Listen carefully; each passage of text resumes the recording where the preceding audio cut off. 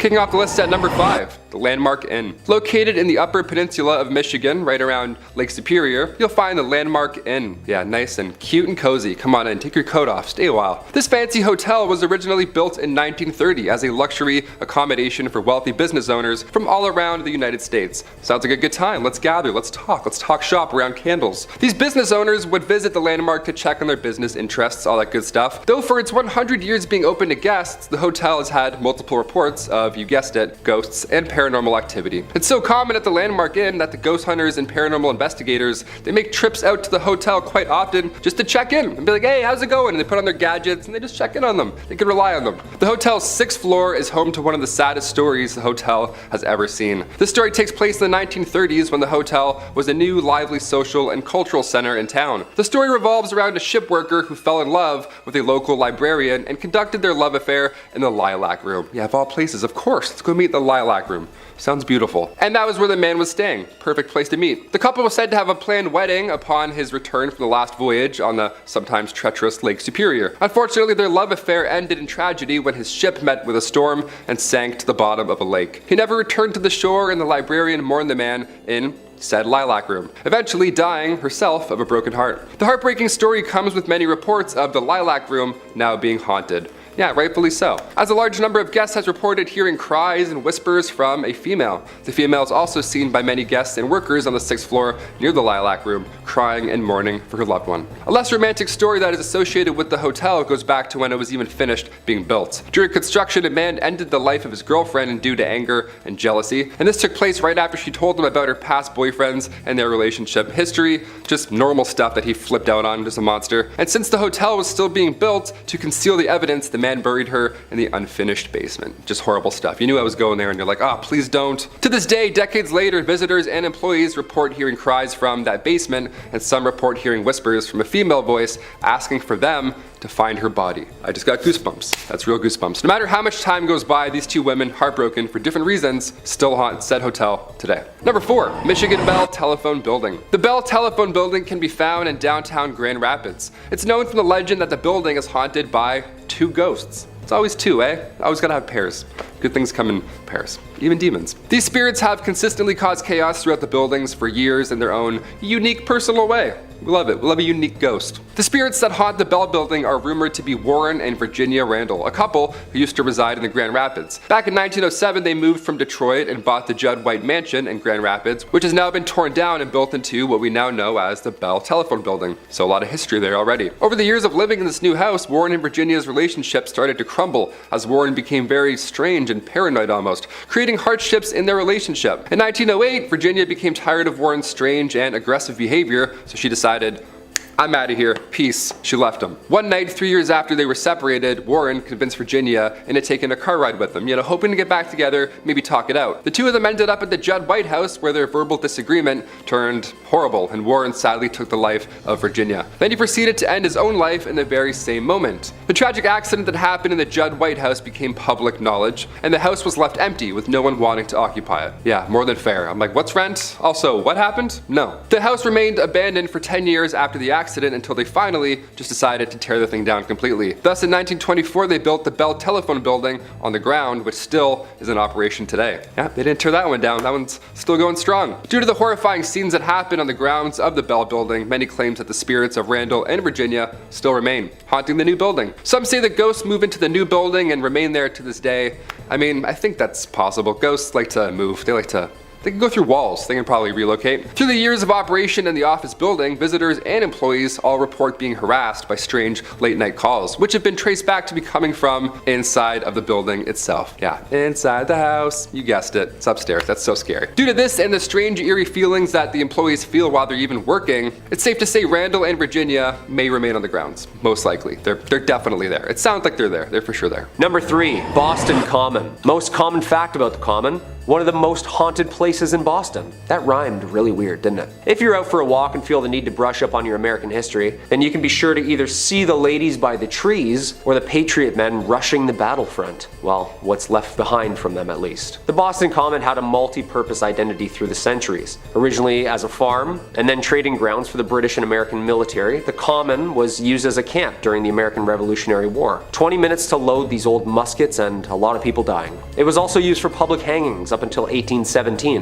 most of which were from the large oaks, which were eventually all replaced with gallows in 1769. These grounds held weight during the witch trials and made a perfect open concept park that a spectacle could be enjoyed at. These people were sick. This place has seen its fair share of violence. The 350-year-old park is full of graves, ghosts, and gallows. It's almost impossible to know just how many bodies lay underneath the park, like a cesspool of unmarked graves from many different eras. Most buried here were low class, sick, or died in battle. Oh, and of course were hanged in front of the public. This place is home to many dark shadows, cold spots, and the occasional smell of gunpowder. Next time you're in Boston, swing by one of America's oldest and fullest cemeteries and see if you can see anything for yourself. Number 2, the Danver State Hospital. The Danver State Hospital, or also known as the Danver State Insane Asylum, was a psychiatric hospital located in Danvers, Massachusetts. It was built in 1874 and opened in 1878 on the isolated site in rural Massachusetts, which, fun fact, the judge who preceded the Salem witch trials lived on. That's bad karma already, isn't it?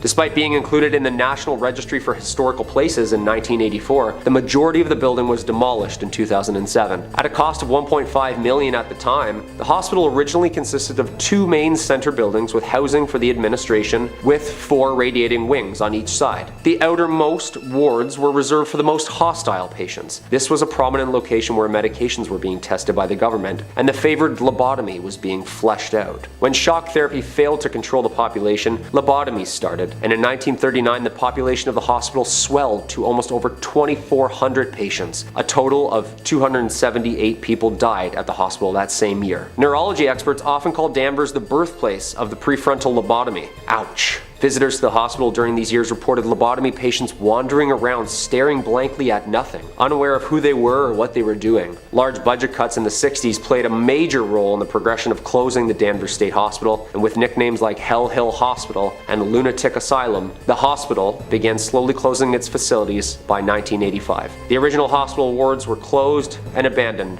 soon after. During the 80s, reports began to filter out of the hospital about missing teenage patients. The stories of ghostly figures and shadows in the windows were thriving. Are the ghosts of the lobotomized patients still aimlessly walking the realms of this now demolished hospital? What do you think? And number 1, the Bridgewater Triangle. Just a couple miles south of Boston is one of the most interesting and bizarre places in Massachusetts. I chose this as the number 1 spot due to not only the paranormal ghostly figures that have been seen across the vast plains, but 200 miles of connected weird events that will definitely catch our attention. It's named from the triangle shape. The paranormal events and phenomenon that occurs within these mapped lines includes as many as orbs, UFOs, Bigfoots, fairies, skinwalkers, alien hybrids, you name it, it's there. Well, possibly there. The towns of Raynham, Brockton, Norton, and Taunton are all subject to a universal head scratcher. In the 70s, there of course was a surge of UFO witnesses, at the same time several Bigfoot.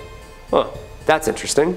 Massachusetts just keeps getting stranger and stranger, doesn't it? Huge humanoid creatures, motherships, and landed UFOs have also been spotted and reported within this 200 square foot mile radius. Do you think this place is like a Skinwalker Ranch type of place? Maybe some motherships are trying to just reconnect with the Wi-Fi upstairs? I don't know. Whatever it is, the Bridgewater Triangle has been home to numerous documentaries and folklore and attracts spooky goers each year with its variety of paranormal activity. Number 5 on this list is the Plaza Theater Performing Arts Center. Built in 1930, this beautiful theater has had many shows and screenings here over the years. For 55 years, it was in operation as one of the premier spots to have your movie shown, but in 1985, the theater shut down. It remained as such for about 20 years when in 2006, it began to get renovated. Now it's mainly just for live theater and other performance art in the city of El Paso. Like a lot of beautiful old theaters though, as time passes, legends emerge, and this one in particular certainly has its fair share. The Plaza Theater for Performance Arts Center has 3 primary ghostly apparitions it houses. The first is our very standard and very classic drifting woman in white. Looking sad and down on her luck, the spirit of this woman will often drift around through the rafters and has been seen by many workers throughout the years. The second is a man in all black who materializes in front of people. He's described a bit like a shadow creature, but slightly less menacing.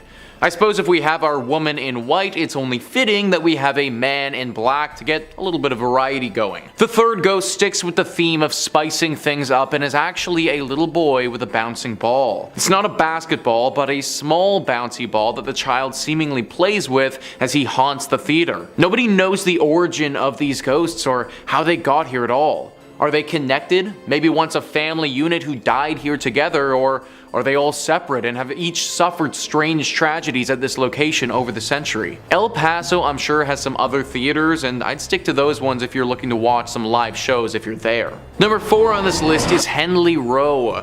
Located on the Texan island of Galveston on the Gulf Coast, this is the most famous haunted spot for locals in the region. Texas Highways writes, "It's not surprising that Henley Row is a hotspot for supernatural activity. Completed between 1855 and 1858 for shippers and cotton brokers, it was the town's tallest structure during the Civil War. The roof doubled as a Confederate lookout for Union ships. Galveston and nearby barrier islands, history had been laced with tragedy.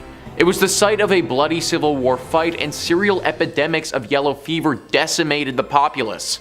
Hurricanes blast through regularly. The 1990 storm left up to 12,000 casualties in the worst natural disaster in US history. No wonder Texas writer Brian Woolley called Galveston an old cemetery with a beach attached. The resident ghosts of Henley Row represent aspects of Galveston history. There's the Confederate soldier seen on the roof and around the building. The bloodied teenage factory worker is a vestige of the building's cotton grading days. The lady in white and the running and playing little boy and little girl are thought to be 1900 storm victims. The upper floors house apartments and offices now, but Henley Market's glass ceiling reveals views of stairs and landings. During renovations, workers reported tools mysteriously moving around. Staff recall other spooky experiences as well. Some years ago, a friend gave her old photo of Dr. Wilbur from a house on Church Street that's always displayed in the shop. When Hurricane Ike inundated the building with 10 feet of water in 2008, the photo went undamaged while many other things were destroyed. Every year on November 1st, employees construct an elaborate Day of the Dead altar that includes the photo and lighted candles. Before closing, the staff follows a 3-person backup routine to ensure the candles are completely extinguished, even dousing them with water. Yet almost every single year, 1 or more candles are burning the next morning. I can't imagine working at a place where we had to light candles for our ghost altar. Like, that action alone would make me want to quit immediately. I suppose the one good thing is that the ghosts here don't appear to be particularly evil or wanting to inflict harm. Still though, waking up and heading to work is already a tall task as it is, but knowing that there's a dead little boy and girl waiting there, yeah, that's a solid no-go for me. Number 3, the USS Salem. Planes, trains, and automobiles. Well, almost. A big boat. The USS Salem, a heavy cruiser built for World War II in 1945, was originally built for action. Its bold, aggressive architecture was one of the last, as it was more of a bluff to its opponents than actually a hero of war. In May 1949, War Departments handed the Salem's helm to Captain J.C. Daniel himself. The ship was built and updated with what was then the latest military tech and weapons, and it was meant to strike fear in whomever or whatever was in her way. Although the ship wasn't used in any action during World War II, it acted as a flagship, training operation, and main purpose as a threat to the naval enemy. It wasn't until the USS Salem had responded to the 1953 Ionian earthquake, or also known as the Great Kefalonia earthquake, as it hit the southern Ionian islands of Greece on August 12th, devastating the entire area. The USS Salem landed on Greek shores and acted as an improvised hospital and morgue, giving it its famous name,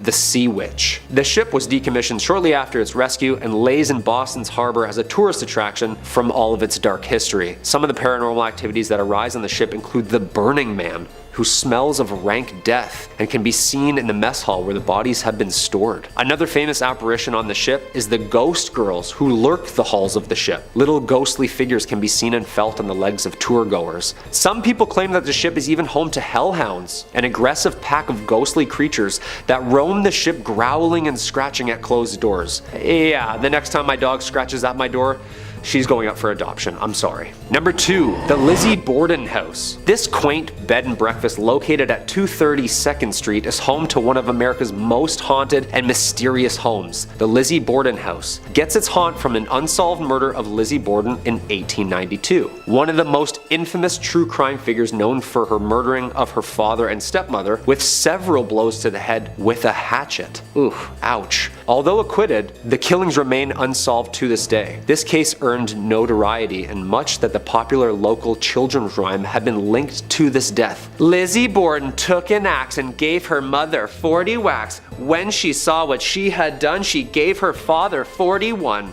That is horrible. On August 4th, 1892, Lizzie's stepmother of 27 was struck 19 times while her father Andrew was hit 11. Although Lizzie Bordon was acquitted and found not guilty, the dark history draws in crowds every night for its nightly tour of the premises. The Lizzie Bordon room, the infamous room where all of the murders took place, is the most requested and most popular for paranormal overnighters. And not only can you enjoy a lovely inclusive breakfast to yourself, but the nightly house tour, ghost tour, and ghost hunt attracts fans of horror every night of the year. Yeah, that's terrifying.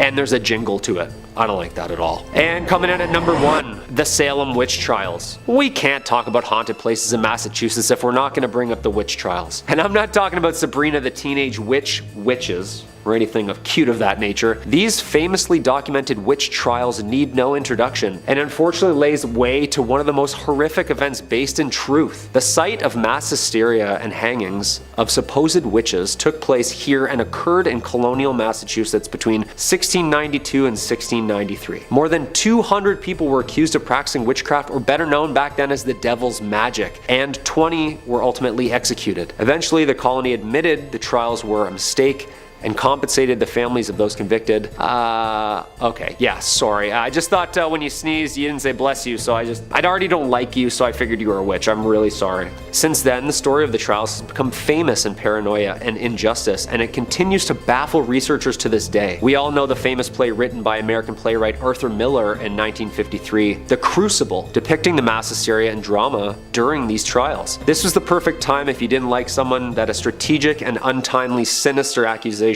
led to the demise of thy neighbor. I saw Sarah Good with the devil. I saw Goody Osborne with the devil. Who else don't I like? I saw Bridget Bishop with the devil. Abigail. End of Act 1. Since the start of the trials and hysteria in North America, other European countries shortly followed with their own mass witch hunts, resulting in somewhere between 40,000 and 60,000 tried and executed for witchcraft. That's a lot of broomsticks. The Salem Witch Trials of Salem, Massachusetts is still one of the world's biggest hotspots for mystery and paranormal story. Coming in at number 5, we have Mispa Hotel. Named after the Mispa mine, the hotel was opened in 1905. The hotel is considered a historic beacon of Central Nevada's mining boom that came and went and left behind a trail of ghost towns, and is located between Las Vegas and Reno in Tonopah, Nevada, which has a population of around 2,000. Due to it being originally opened at the height of Tonopah's silver boom, it hosted celebrities and wealthy investors. The famous celebrities that have been linked to the hotel are Howard Hughes, Jack Dempsey, and Wyatt Earp. Additionally, at the time it was the tallest building in Nevada and was one of the first luxury hotels in the state. At the time that it was built, it was heralded as a sign of Tonopah's prosperity, as it was displayed on newspaper headlines, proudly displayed in the Mispa during the area. However, over time several accidents and crimes took place on the hotel grounds, making the hotel need to close and reopen several times, most recently in 2011 after being closed and boarded up for 10 years. The hotel is considered haunted and is known for the story of the Lady in Red. The Lady in Red was a high-class adult worker who lived in the top floor of the Mispa. She sadly lost her life at the hands of a man in the hotel by her lover. Her lover wanted her to give up her work for him, though she did not want to do that. Due to the disagreement, she sadly met her fate in the hotel. The room where paranormal activity is most active would be the room where she lost her life, and it's considered the Lady in Red's room. And it is the very room you can now book and stay in on the top floor. There have been reports from guests and staff of the Lady in Red being seen riding the elevator, while other reports of hearing her whisper in the guests and staff ears. Additionally, she is known to leave pearls in the bed of guests that she is fond of. That being said, the Lady in Red is not the only spirit that haunts the hotel. hotel, as there is a nameless soldier who died in the hotel, and unfortunately they never were able to be identified. It has been reported that the soldier haunts the 3rd and 4th floors. Guests have also reported of a force tugging at the back of their shirts and unexplained giggling, while others report the inability to sleep because they felt as if someone was standing next to the bed watching them all night. The Mispa Hotel has been named the most haunted hotel in America, and for a good reason. In at number 4 we have Goldfield Hotel. Located in Goldfield, Nevada, you'll find the Goldfield Hotel. The hotel opened in 1902 and formed a large crowd of visitors and guests in its early years of operation. In its early years, the Goldfield Hotel was visited by politicians, bankers, and gunslingers. Built in the heart of the town, the Goldfield Hotel was one of the most sought out buildings in Goldfield and was known as the finest hotel between San Francisco and Denver. The man behind the hotel was George Wingfield, a successful and wealthy banker, mining magnate, and joint owner of the booming Goldfield Consolidated Mines Company. However, as with many boom towns, Goldfield's mines eventually dried up, causing the population and stream of hotel guests began to dwindle. The hotel went through a series of owners, from private owners to the US Army during World War II, and now is owned by Red Robert's son.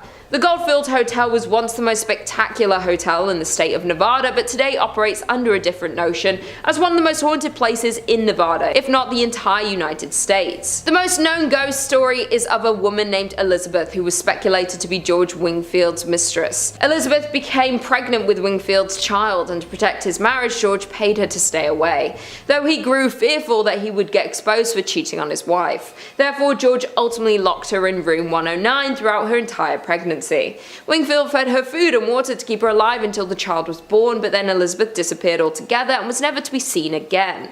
Many guests touring the Goldfield Hotel have claimed to see Elizabeth's ghost, and some even claim to hear crying, notably calling out for her child. George's ghost is also said to haunt the hotel, with guests reporting to the lingering smell of cigars and ashes being left on the floor. Those aren't the only ghosts that haunt the Goldfield Hotel, as other spirits of those who lost their lives on the grounds of Goldfield have been reported to be seen lurking in the halls and lobby of the old hotel. Number 3, the Henderson Castle. Established in 1895, this castle is a hub for many spirits and paranormal activity. I mean, it's a castle.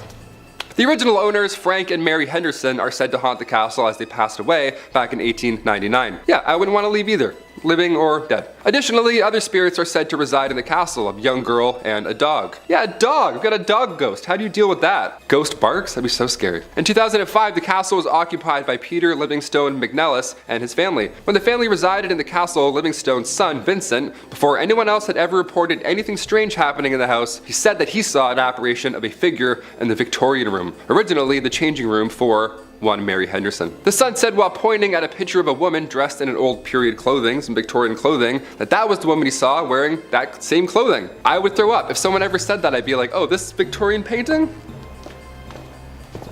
And one former innkeeper who stayed at the castle each night told Livingstone on numerous occasions that she also felt a presence coming up and down the staircase, a movement passing her on the stairs when she would walk by. Ugh, these are scary. Top 5 is like, or top 10 is scary fish. This is hard. This is some scary stuff. 9 a.m. I'm already getting spooked. While now the castle is being used for a bed and breakfast, guests have fallen victim to ghosts as well. Yeah, it's not over yet. The Henderson Castle is a very paranormal active ground that many ghost hunters have investigated, and they've confirmed, in fact, that it's haunted by spirits. I trust them. The people that can go into these castles and physically do this, I'm like, yep, I trust your opinion, whatever.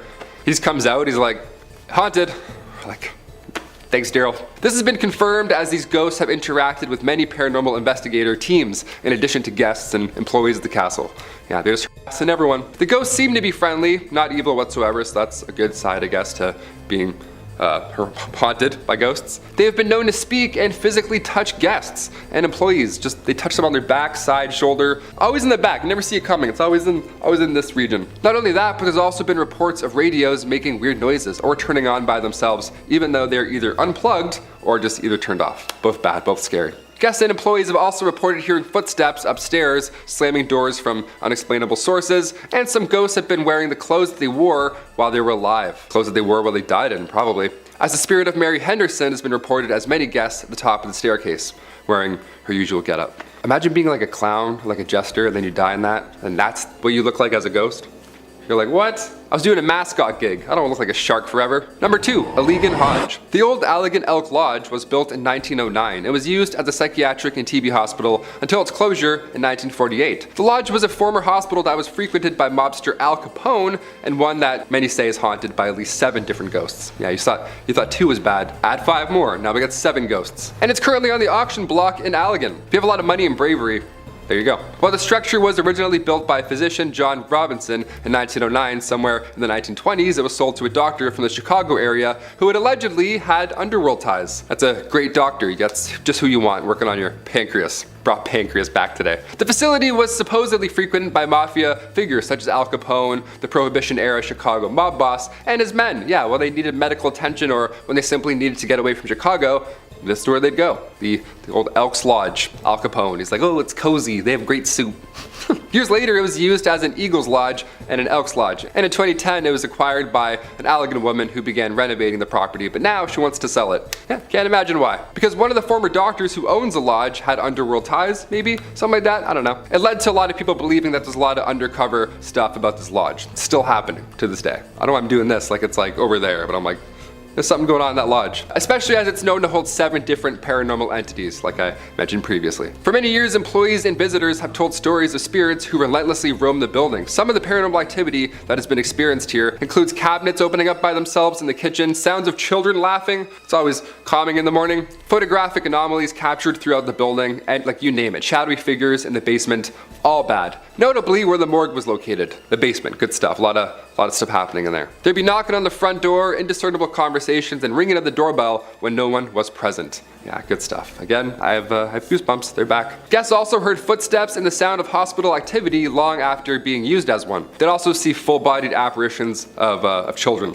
They would just see ghost children. That would be it. I wouldn't have to see any more. I would just see the ghost children and be like, again, see ya. Like that's. And finally, number 1, Point O Barks Lighthouse. There are plenty of lighthouses in Michigan, and plenty of them are rumored to be haunted, of course, because they're lighthouses and they're creepy, as they normally are. And this one is no exception. Built in 1847, real old, a lot of history with this one. The lighthouse is located on Point O Barks. As the legend goes, early to mid 1800s, Peter Shook had been Point O Barks' first lighthouse keeper. He was the OG. In 1849, Peter drowned while he and a couple of friends were sailing to Port Huron to pick up supplies for the lighthouse. He left behind 8 kids and his wife Catherine, and she took over at that point for Peter's duties, thus becoming Michigan's first female lighthouse keeper. Since then, people have claimed to see the spirit of Catherine walking along the edge of a cliff dressed in mourning clothes, as she is still heartbroken by the loss of her lover, of course. As we talked about earlier, ghosts like to wear the things that they were, that they passed away in. Again, I would hate to be a clown outfit, that would suck. She had also been spotted in the window of the 2nd floor wearing an apron, along with an apparition being seen, footsteps ascending and descending the tower stairs, and giggling has also been heard. Yeah, you hear giggling and there's cold spots, therefore haunted, for sure haunted. And the smell of burnt tobacco has also been wafting through the air many a times. Lighthouses are pretty stressful, more than fair. When paranormal investigators, specifically the Southeast Michigan Paranormal Society team, when they had a 2-day intensive investigation after their search, they concluded that they believe that there is every reason for the lighthouse to be haunted. The investigators did some electric voice phenomenon work in the living room, and then they heard loud thuds from overheard. Like, where did they get this gear from, Like, I want this gear. I have some questions of myself going on in the apartment. I want to swing it around a bit. A sound of something scraping along the floor as well, and additionally, during their investigation, the rocking chair had moved 2 feet and was still moving. Just love to keep rocking around. We love that. We love haunted rocking chairs. We love unexplainable forces. While they were upstairs, they also reported hearing heavy footsteps from another unknown source. So many ghosts, there's rocking chairs, people moving around, working in the basement. It doesn't sound like the afterlife is a peaceful one, if I'm being honest. Sounds like there's a lot of to do after you die. I'm not really looking forward to it. I thought I could just kind of float around in your paintings, but now it sounds like I'm gonna have to go and wear this. Wear my morning clothes. Who knows? Number 5 on this list is Woman Hollering Creek. The Woman Hollering Creek is a very scary and haunted place located very close to San Antonio. It's haunted by a very dangerous ghost of a woman. The legend says that a woman who was in a horrible marriage, one where her husband would sadly abuse her, started to lose her mind. She fell into a deep depression and in the creek that we're looking at, drowned her. She did this right before she took her own life as well, making it one of the saddest tragedies in this region's history. Well, it seems that her spirit never actually moved on. Her ghost is believed to regret what she did and how it all happened and can't find peace. Her regret manifests itself in a very sick and scary way though. She misses her children, and it's believed that if a child is by the bank, she will grab them and bring them down to the bottom of the creek with her to be her friend. Sadly, as you may have guessed, this doesn't go well for whoever was taken. This is why parents warn their children about going near this place without their supervision. It's very likely that this legend is just a tale made up by parents to scare their kids into staying by their side. But considering the potential consequences, I wouldn't want to take the risk. Number 4 on this list is La Carafe. Most times, bars are a sanctuary. In fact, in the entirety of the time that I've been hosting on this channel, I don't know if I've ever talked about a haunted bar before. Hard to get a place haunted when everybody that goes there is usually drinking and having a good time. A haunted bar is exactly what we have with this entry though. Thrillist says, some bars have that special, boozy charm that keeps the wine flowing and customers returning. For La Carafe, however, their popularity lies within their infamous ghost sightings and architectural ode to the French Quarter. Built in 1847, this bar is said to be the oldest pub in the downtown Market Square district.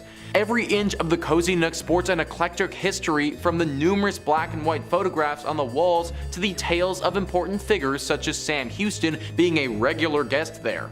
And considering this building's antiquated age, it's no surprise that a couple of phantoms also call this place home. Among the rumored residents is a former bartender named Carl, who still clocks in for his shift and keeps an eye on the establishment, especially on the second floor, which is reportedly vacant after closing time. Customers have also reported glasses breaking, hearing heavy footsteps and eerie bangs, and sensing cold spots in the bathroom. This is definitely a weird one because nobody really knows why this place is as haunted as it is. Like, yes, the bar owner kind of makes sense, but from my reading, he didn't die in an unusual or tragic way by any means, just a normal passing. I suppose the good thing here is that these spirits don't seem to be particularly aggressive, and if I could just get a drink with some ghosts without fearing for my life, then I mean that'd be pretty cool. However, ghosts are unpredictable to say the least, and I'm sure that there are plenty of other bars in Houston that aren't haunted where you could grab a beer.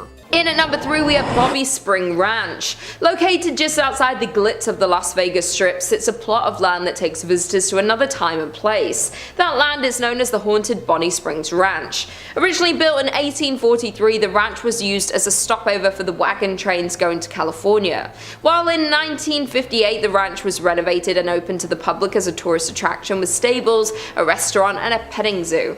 Later a functioning saloon, shops, wax museum, wedding chapel and replica schoolhouse were added to the ranch. There is not only one ghost that roams the ranch, as it's known there are multiple spirits that reside at the Bobby Springs. But one of Bonnie Spring Ranch's most commonly sighted ghosts is that of a little girl. Her spirit is mostly sighted playing in and around the town schoolhouse before suddenly disappearing. The nearby merry-go-round has also been known to turn on its own unexplainably, where many believe it could be the spirit of the little girl playing on the ride. Another active area of Bonnie Springs Ranch for paranormal activity is the Wax Figure Museum. This small tunnel-like maze leads guests through a creepy history display, which literally comes to life for some. Many have claimed to witness these wax figurines move on their own and appear as though they are inhaling breath. The ranch's management even had to allegedly nail the displays down as they were moving out of position so frequently. The final and most evil of Bonnie Springs Ranch's hauntings are found within the Opera House. It is here that a darker, more negative energy is present. The spirit takes the form of a dark shadow figure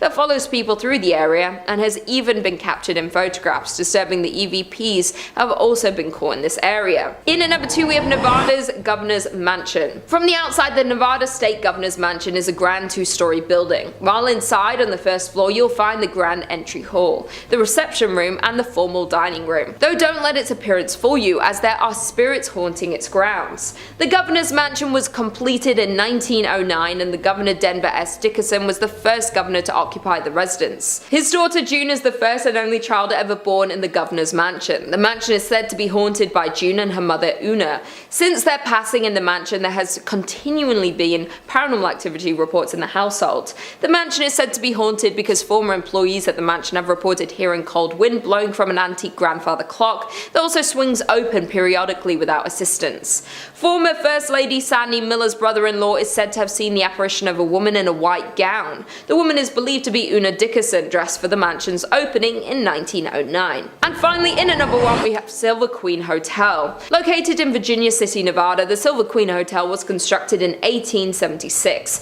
This makes it the oldest hotel in Virginia City. However, the Silver Queen Hotel is known for much more than just being the oldest hotel in Nevada. The main level of the property features an authentic 1870s saloon with one of the largest single-piece wooden bar counters and bar backs you'll ever see.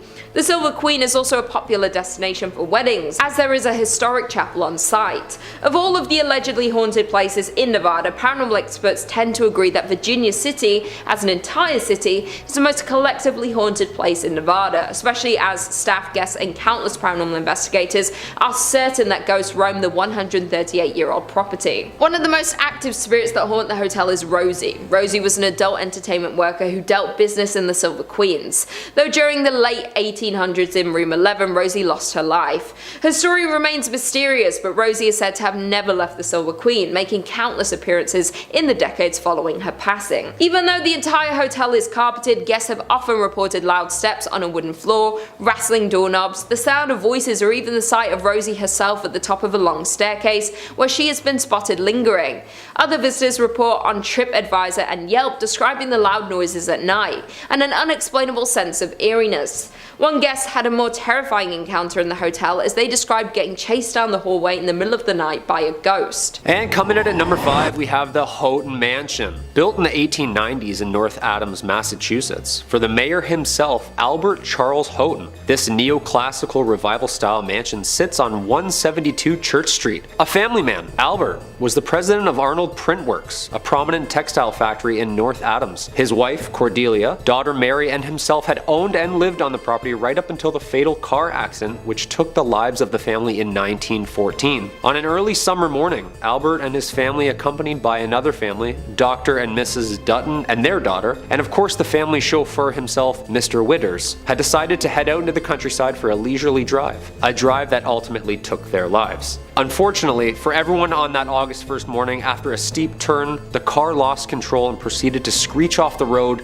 resulting in a rolling fatal wreck. All the women in this tragedy losing their lives, with the men barely surviving from the multitude of injuries. On August 11th, just 10 days after the accident, without his wife and daughter, Albert mysteriously died in the home from what doctors think was a broken heart. It is said that 3 ghosts haunt the Hoton Mansion, including Albert himself, Albert's daughter Mary, and the driver, Mr. Witters. The mansion remained with the Hoton family until 1926, when Albert's daughter Florence and her husband sold the building to the Freemasons. This is when the spookiness really started happening. Through its multitude of use throughout the years, additions to this historic site were added on by the Masons, using it for ritual and spiritual purposes, making this story even weirder. Over the years, there have been countless paranormal witnesses claiming that the ghosts roaming the halls of the basement, Mr. Witters himself, guilt-ridden with the responsibility of the crash, and Mr. Witters took his own life shortly after returning home with injuries, and residents that have stayed at the site have claimed that the manly figure aimlessly rummaging through the basement is the driver himself. Among these claims have another spirit lurking in Mary's bedroom. It is said that overnighters have witnessed multiple bright lights and auras flying around the bedroom in the middle of the night. I wouldn't even step foot into this house, let alone set up camp and spend the night. No way. The Hoton Mansion remains a tourist attraction and hotspot for paranormal goers worldwide, and to this day is one of the most haunted and mysterious sites in all of Massachusetts. Number 4. The Hoosick Tunnel. The Hoosick Tunnel, from the Algonquin word place of stones and the Mohawk word forbidden, is a 4.75-mile active railroad tunnel in western Massachusetts that passes through the Hoosick Range, an extension of Vermont's Green Mountains, and runs from Deerfield River in the town of Florida to the city of North Adams. The construction began in 1815 and ending in 1875 with a budget of $2 million, at the time the largest tunnel ever constructed, and it was later the result of taking lives of over 200 men during its construction entirety, earning it the nickname from locals, the Bloody Pit. This haunted, barren 5-mile, completely enclosed stretch was subject to multiple accidents and deaths over the years, giving the tunnel its haunting history and reputation of being cursed itself. With the word forbidden, did the Mohawks know something that the workers didn't? Essentially, this cold, underground, pitch-black hole became one of America's strangest grave sites, resulting in everything from mysterious gas leaks, dynamite explosions, roofs collapsing, and even volcanic failures resulting in a mass flood. For the past decades, there have been numerous paranormal activity witnesses who have documented strange events from police officers to the freight conductors themselves. Some of the reports over the last 100 years included numerous farmers and wagons ending up in different areas of the railroad, missing hours of time. The farmers had claimed that when spending time around the railroad and its tracks, that memory and confusion would always set in. Some residents have claimed that they have even been chased out of the tunnel by an unexpected freight train chugging along aggressively through the tunnel like a bat out of hell, and then vanishing. Numerous ghostly figures resembling workers roam the dark tunnel, and if that isn't scary enough, some people, including hearing the echoes and screams of even the workers who were buried alive under the rock, still holding their tools, or even seeing ghostly figures in pumping chambers where numerous men tirelessly making rafts not to drown. The Hoosick Tunnel remains one of the most visited and haunted places, marking it just one of the sites you'll probably never find me at. Just in 2020, the tunnel was yet again subject to a mysterious collapse resulting in months of repair. Yeah, I say stop fixing it and just let it be. Number 3 on this list is the Driskill Hotel. This hotel is located in Austin and has a very haunted history. Thrillist says, you might not think the Driskill is haunted based on its clean and recently renovated interior or its brief, stunning appearance on AMC's Texas-brimmed drama, The Sons, but it's loaded with plenty of stories that keep even the most adventurous guests running from these historic halls. Consider the girl who fell to her death down the grand staircase, the brides who killed themselves in the bathtub of the same room exactly 20 years apart, and the reports of Colonel Jesse Driskill checking on his hotel, cigar still lit in his mouth. These spirits have haunted many people throughout the years of this hotel's operation. So many reports of sightings and feelings of presences have been had. Lots of people say that they'll feel someone over their shoulder, touching their hair, or a hand on their back, but when they turn around, they don't see anything at all. A few rooms in particular have had some stark temperature changes happen to them, so much so that people have had to request to change rooms because it got so cold. Some people have even reported seeing an orb of light floating around the stairwell, never getting close enough to a person for them to touch it, but seemingly tempting them with its presence. This is your classic haunted hotel, and it checks all the boxes as being one of the most haunted spots in Texas. Number 2 on this list is the AI Engineering Building. Now these days when somebody says AI, you automatically think of artificial intelligence, but that's not actually what this AI stands for. It actually stands for Animal Industries. Texas Highways says in 1959, Roy Simmons, foreman of the meat locker in Texas A&M University's old Animal Industries building, was performing a bit of a routine butchery on a slab of bacon. As he was cutting toward himself, the knife slipped in his hand, stabbing his leg near the groin. The blade cut open his femoral artery. His assistant, who'd stepped out for a moment, returned to find him bleeding out on the floor. An ambulance was summoned, but in vain. Simmons died before he could be removed from the building.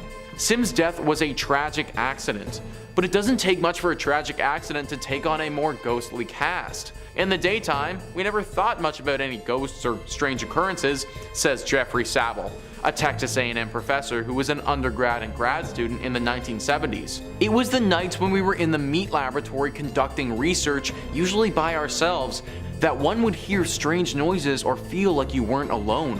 Over the years, Saville says, students and custodians working in the bowels of the building have reported invisible footsteps, strange noises, and objects scattered far from their original resting spots.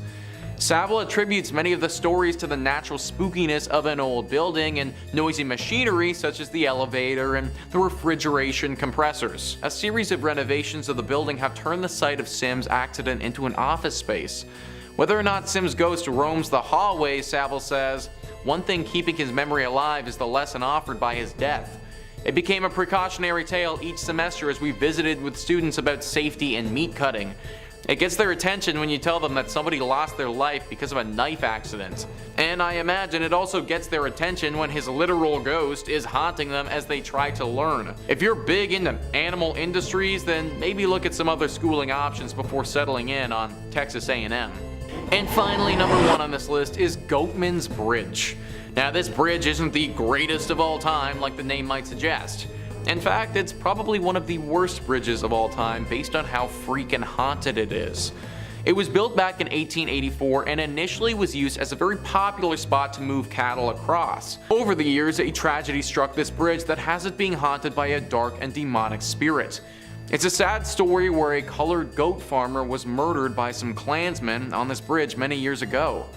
It's believed that the demonic spirit that haunts this place now is that of this goat farmer who was horribly wronged back then. Locals around this area do not go over this bridge at nighttime unless they really have to. So many sightings have happened over the years where people will go over the bridge and be met on the other side by said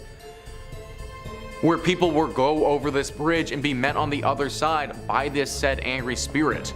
He doesn't hold back against you either and will make you pay for the sins of others.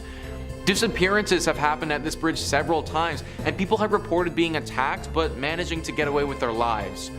If it's nighttime, then do not go anywhere close to this bridge because it may actually be the last thing that you ever do. Number 5. Hoke Swamp. Already sounds pretty scary in itself. Something about swamps, you know what I mean? During the 17th century, the Hoke Swamp was used as a fortress by the Wampanoag people, the predominant band of natives in the area, against invasion by the early British settlers. It played a landscape role in King Philip's War as a strategic base of which to launch assaults with nearby English settlements. During the 18th and 19th centuries, settlers deemed the swamp to be useless, barren land, and it didn't really do much besides sit there and just kind of take up space. They attempted to drain it and convert it into a profitable farmland, however nothing really grew.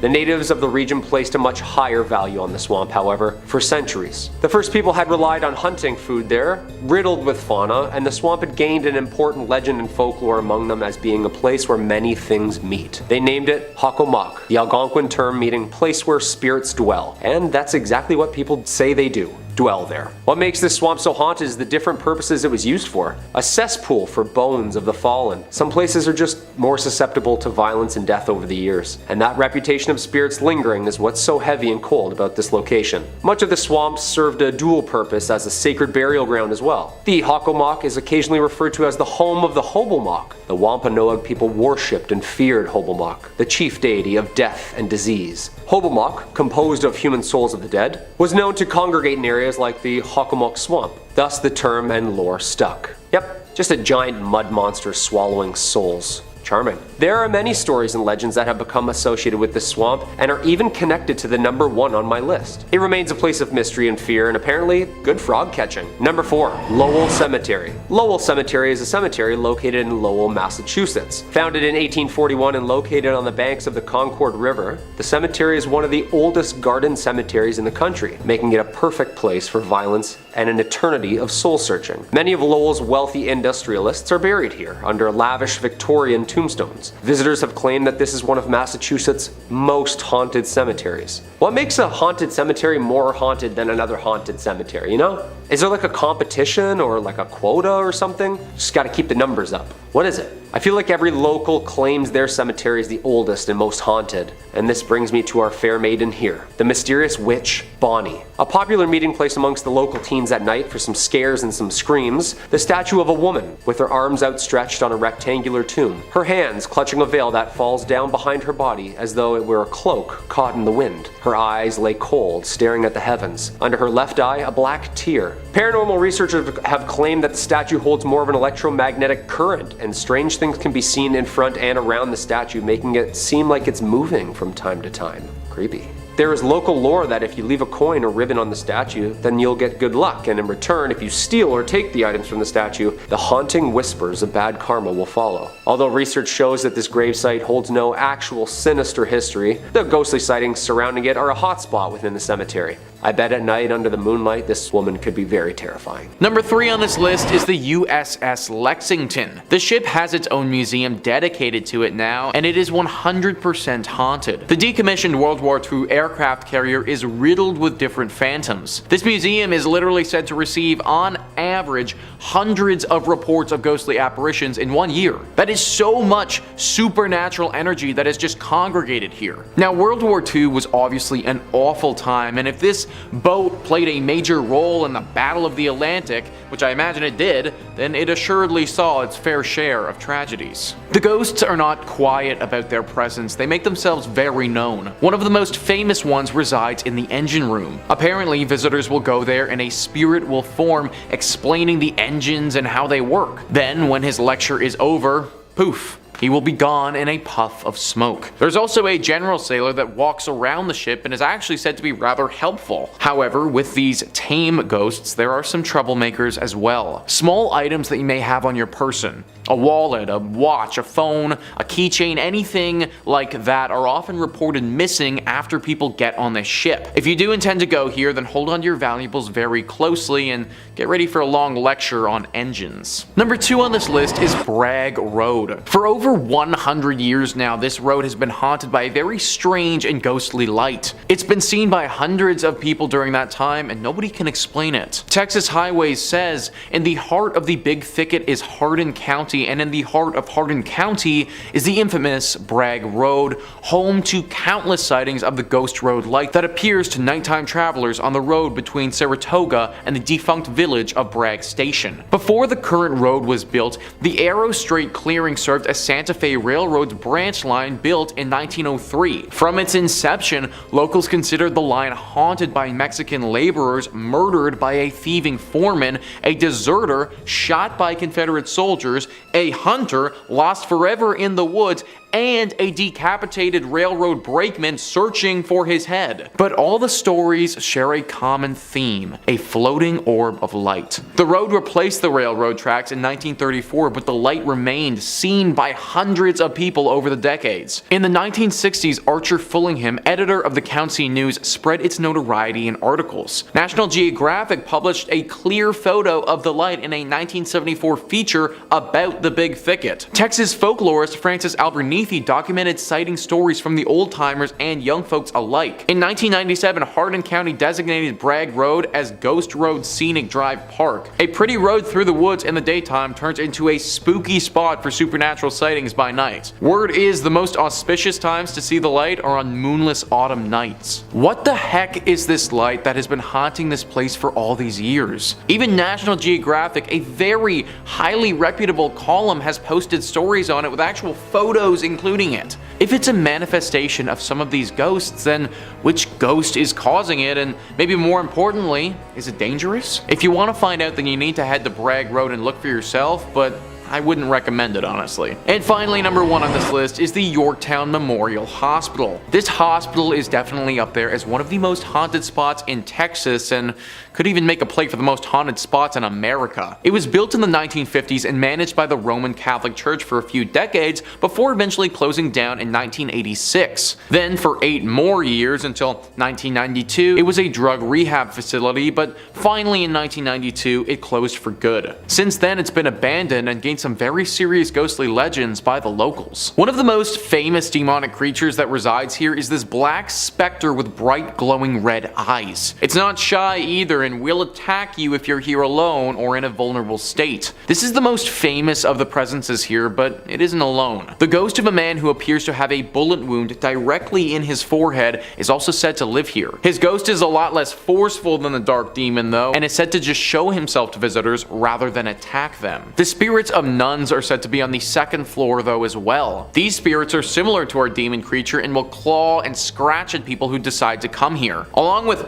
all of this, we also get our classic indicators of a haunted location, such as feelings of despair as you walk through, temperature changes, and moans echoing throughout the building. Avoid this place at all costs if you want to keep a tight grip of your sanity. Coming in at number 5, we have Hotel Park Central. Located on Central Avenue in Albuquerque, you'll find Hotel Park Central. The original building was constructed in 1924 and served as a hospital. It was then purchased in the 1980s and transformed into a mental health hospital. However, in 2010, a major renovation occurred with a $21 million investment, and it became the luxury hotel that we know today. The hauntings in this building date back to the time it served as a hospital. Patients would report seeing apparitions, hearing voices, seeing objects move, and feeling the presence of other beings when nobody was there. As well, well, when it was a mental hospital, it was known by patients and workers that on the top floor on the right wing, there is a ghost of a woman that likes to watch people in the hallways. Patients also reported having their bedsheets pulled off them in the middle of the night. Patients were not the only ones to experience things that couldn't be explained though. Staff of the hospital did too. They would often have the sensation of being watched, as well as hearing something whisper in their ear, the movement of objects, and a general sense of heaviness throughout the buildings. Today, many guests at the hotel report similar paranormal experiences, as many guests report feeling watched in the presence of unseen beings. They have also reported hearing voices and shuffling in the stairwells. Several guests have also seen a female apparition on the third floor wing. A group of paranormal investigators were brought onto the scene of the hotel. The investigators were 3 team members who all experienced unexplained voices and whispering while close to the hotel. They also reported distinct coolness near their bodies and a sense of being watched. After reviewing their evidence, some of these experiences were captured on digital voice recorders. They also carried out the flashlight technique, an attempt at communication with the spirit that involves the answering of questions through the turning on and off of the flashlight. This was a success, with several responses captured on video. In at number 4, we have the St. James Hotel. Built in 1972 by Henry Lambert, the St. James Hotel was established. Found in Cimarron, New Mexico, the hotel is known to be one of the most haunted places in America. The St. James Hotel is said to remain host to several restless spirits. Both the owners and the hotel guests will tell you that many unexplained events haunt it. Several psychics have visited the hotel and specifically identified 3 spirits and many others who passed through to relive their experiences. The hotel's second floor is the most active, with stories of cold spots and the smell of cigar smoke lingering in the halls. A prior manager commented about the spirits that linger in the hotel and said, "You never see them, but you do feel and hear them." Another report from a former owner states that she walked into the dining room and saw a pleasant looking cowboy standing behind her in the mirror on the front of the bar. The spiritual activity of the hotel has been featured on the popular television show Unsolved Mysteries and A Current Affair. Room 18 at the hotel is kept locked because it houses the ghost of an ill-tempered Thomas James Wright, who lost his life at his door just after winning the rights to the hotel in a poker game. Having been injured from behind, Wright continued into the room and slowly met the end of his life. Because of the tragic accident that happened in room 18, it is known as one of the scariest and most haunted rooms. This can be seen with one former owner who said she was pushed down while in the room, and on another occasion saw a ball of angry orange light floating in the upper corner. The staff considers the room to be the most haunted, and people are rarely allowed to enter this room, much less sleep in it. Rumors abound that when the room was rented, several mysterious deaths occurred there. Other unknown entities are also said to roam the hotel, creating a host of paranormal activities. Staff report that items constantly fall off walls and shelves, and electrical equipment at the front desk behaves unpredictably. Others have reported cold spots throughout the historic inn, lights that seemingly turn on by themselves, feelings of being watched by unseen eyes, and cameras that cease to work inside the hotel, strangely returning to normal after leaving St. James. Coming in at number 3, we have the Dai Orleans Hotel. What was once a bordello is now a very popular hotel and bar. Jilted lovers, recovering soldiers, mistreated women, they all have a chance to haunt this New Orleans landmark. Of all the stories, there are 4 that tend to come up no matter who you ask. The first is that of a lost bride, thought to be the spirit of a young woman named Millie. She was working for the bar as a courtesan when she met a dapper young man and they decided to get married. However, on the morning of the wedding, Millie's groom-to-be was shot dead in a gambling dispute. Distraught, Millie waited for days for her fiancé to show up and never took her wedding dress off. For years, she would wear the white dress around the bar, hoping that someday he would show up. Now her ghost wanders the hotel in her dress, waiting for her love. Another classic story is that of the dancing girl. A young teen has been seen dancing around in the ballroom. Many a drunk guest has claimed that a young girl helped them to their room, all the while dancing as if she were floating on air. There's also the tale of the Rebel, a ghost dressed in a dark Confederate uniform. While no battles took place in New Orleans, plenty of wounded soldiers would end up in the city for rest and recovery, and maybe a little bit of time at the bordello. This ghost has been seen pacing the outer courtyard, earning the nickname the Worried General. And of course, the bar itself, known as May's Place, is full to the brim with ghosts. Employees claim to have seen all sorts of unexplainable stuff, from glasses falling down from high shelves to locked doors opening up on their own to brochures swirling around like fall leaves. If you're looking for a haunted overnight stay, the Dauphin Orleans is probably your best bet. Don't go paying any of the ghosts for services though, you probably won't get what you're expecting. Coming in at number 2, Myrtle's Plantation. Built in the late 1700s, this is considered by some to be one of America's most haunted homes. Made extra legendary by the multiple photographs taken featuring ghosts, you'd be hard pressed to find an ectoplasm enthusiast who hasn't heard of young Chloe. Chloe was a young slave punished for eavesdropping on the family. She took her revenge later on in the form of a poisoned birthday cake. It was served up to the owners of the house, and within 3 hours, 3 people were dead. Apparently that wasn't enough revenge for one lifetime though, as Chloe is still said to haunt the plantation. 2 different pictures have been taken with apparent ghostly qualities to them. One is a photo of the facade of the house, and if you look carefully in the corner, a ghostly visage can be seen. Another is of 2 tourists taking a selfie in front of a window, and Chloe can be seen peering out from in front of the curtains. While famous, some folks claim that they could be doctored.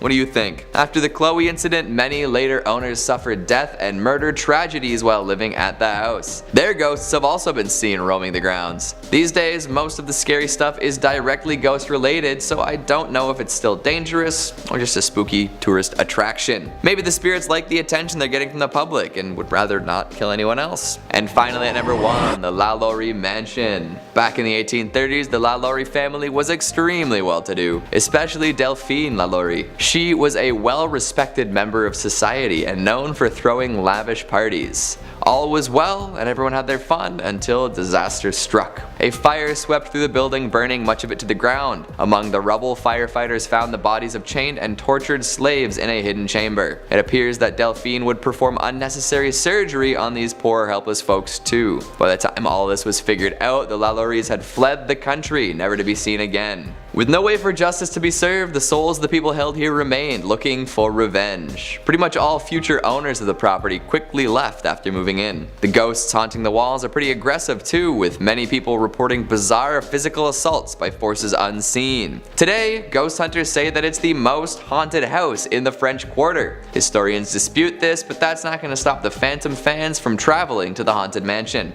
Coming in at 5, West Virginia Penitentiary. Opened all the way back in 1875, the West Virginia Penitentiary in Moundsville is said to be one of the most haunted prisons in the states. The first building constructed on the site was the North Wagon Gate, which was made with hand-cut sandstone. The state used prison labor during the process, and work continued on this first phase up until 1876. Following completion, the prison consisted of the North Wagon Gate, north and south cell blocks, a kitchen, dining area, hospital, and chapel, as well as a 4-story tower connecting the 2 administration buildings. The prison also included space for female inmates and personal living quarters for the warden and his family. Once the prison opened, it housed 251 male inmates, including some who helped construct the prison where they were incarcerated. The condition of the prison worsened throughout the years, and the facility was eventually ranked as one of the top 10 most violent correctional facilities. On Wednesday, November 7, 1979, 15 prisoners escaped from the prison, one of them being Ronald Turney Williams, who was serving time for murdering Sergeant David Lilly of the Beckley Police Department. He managed to steal a guard's weapon and reach the streets, where he encountered 23-year-old off-duty state trooper Philip S. Kesner, who was driving past with his wife. Kesner attempted to take action against Williams, but he was shot in the process. The prison was home to riots, fires, and nearly 100 executions during its time in operation. To this day, visitors have reported sightings of phantom inmates and a shadow man wandering the premises, as well as unexplained voices and cold spots. You can take tours around this haunted penitentiary and even view the electric chair dubbed Old Sparky. For you brave souls out there, you can also do an overnight session if you dare. Coming in at 4, North Bend Rail Trail Tunnel number 19. North Bend Rail Trail is located in Ritchie County in West Virginia and is a favorite for hikers, cyclists, and horseback riders traversing the 72-mile long trail. However, proceed with caution if you wind up in the area, particularly around tunnel number 19, also known as the Silver Run Tunnel. History goes that on one foggy evening in 1910, an engineer spied a young woman in a flowing white dress standing on the tracks. He brought the train to a stop, but when he searched for the woman, she had vanished. He wasn't the only one to spot her either, many of his predecessors had as well. No one quite knows the origin of the woman in white, although some bones were found under a house near the tunnel. Some people say you can still spot her. Now, those who explore the tunnel are advised to bring a flashlight night, even during the day, with the tunnel being over 1,376 feet long, which is beyond sunlight's reach. You have been warned. In at number 3 we have Kaimo Theater. Built in 1927, this grand palace of a theater certainly is a masterpiece of Pablo Deco fused with Art Deco. The creation of this beautiful southwestern style theater was financed by a hardworking wealthy entrepreneur, Oreste Bacecchi, who wanted to fulfill a lifelong dream of building a grand theater which would rival other larger-than-life movie palaces that were springing up around the United States. A large fire in 1963 destroyed Kaimo Theater's iconic stage and much of the building, prompting the Bacecchi family to demolish it. In 1977, the same year, the theater was listed on the National Register of Historic Places. The citizens of Albuquerque voted to purchase Kaimo Theater at a steep discount. In return, the city of Albuquerque offered to fund the restoration of the landmark attraction. With the change of hands, local restoration experts were hired to restore Kaimo Theater to its former glory. The hauntings of Kaimo Theater can be traced back to a freak accident that happened in the late afternoon on August 2nd, 1951. Back then, hundreds of moviegoers were in Kaimo Theater to catch the latest films. Without warning, a water heater located in the theater's lobby exploded, sending scalding hot steam and plaster into the air. A total of 8 people were injured in the accident, including one person losing their life, Bobby Darnell. Since then, the theater is said to be haunted by the ghost of Bobby. Performers and staff of Kaimo Theater have all reported strange and unexplainable activities happening in the theater. In particular, donuts placed backstage for performers would often go missing. To appease the spirit of Bobby, an altar was erected beneath the stairs to the dressing rooms. Toys, sweets and donuts would be placed before every major performance to ensure the success of each show. Those who didn't would face a disastrous performance. Kaimo Theater's technical manager Dennis Potter recounted an incident in December 1986 when the donuts were removed by Andrew Shear, director of A Christmas Carol, just minutes before the first show. It did not take long before the disaster occurred. Electrical cables fell, lights exploded, doors on the set opened without warning, and performers had forgotten their lines. After the end of the disastrous show, the donuts were promptly replaced and the next show went off without a hiccup. However, an interview with Andrew contradicted the Potter's story, with the former claiming that the donuts were never removed or replaced. Apart from the unexplainable disruptions, staff working at Kaimo Theater have also reported seeing the ghost of Bobby, dressed in a striped shirt and blue pants. The ghost of Bobby is often seen loitering on the lobby staircase, looking for the next victim of his harmless shenanigans. In at number 2 we have La Fonda Hotel. Standing in Santa Fe, New Mexico, there is the historic La Fonda Hotel.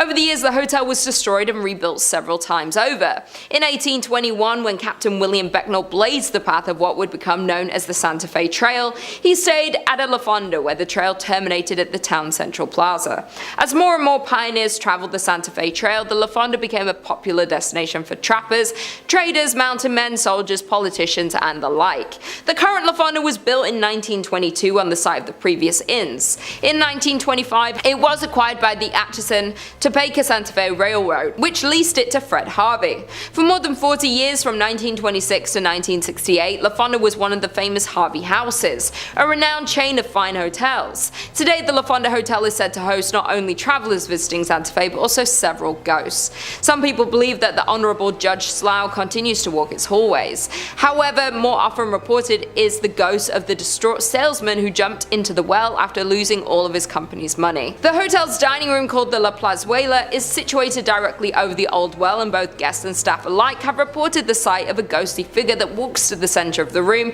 then seemingly jumps into the floor and disappears. Other reported phenomena include a ghost that haunts the Santa Fe room, as well as a spirit that walks the hallways near the La Terraza, a restaurant located on the east side of the hotel's 3rd floor. In the 1970s, a ghost reportedly called the front desk to complain that someone was walking up and down the hallway in front of his room. When an employee was sent to investigate, he saw a tall man in a long black coat disappear into a stairwell. However, when he followed him to the stairs, there was no sign of the mysterious visitor. And finally, in at number 1, we have the Luna Mansion. The Luna Mansion in Los Lunas, New Mexico is known for one thing, and it's its ghost stories. Over the years, the Luna Mansion in Los Lunas has gained a reputation as being haunted. Guests and staff alike have shared stories of unexplained activity, which some chalk up to the paranormal. Over the years, the mansion changed hands several times before it was purchased and renovated as a fine dining establishment in the 1970s. It was then that the ghost of Josephina began to appear. Perhaps she didn't like the renovations, or maybe she just wants to stick around to make sure they were doing a good job on the home that she had spent so many years looking after. Dressed in 1920s period clothing, she had been described by employees as appearing very real.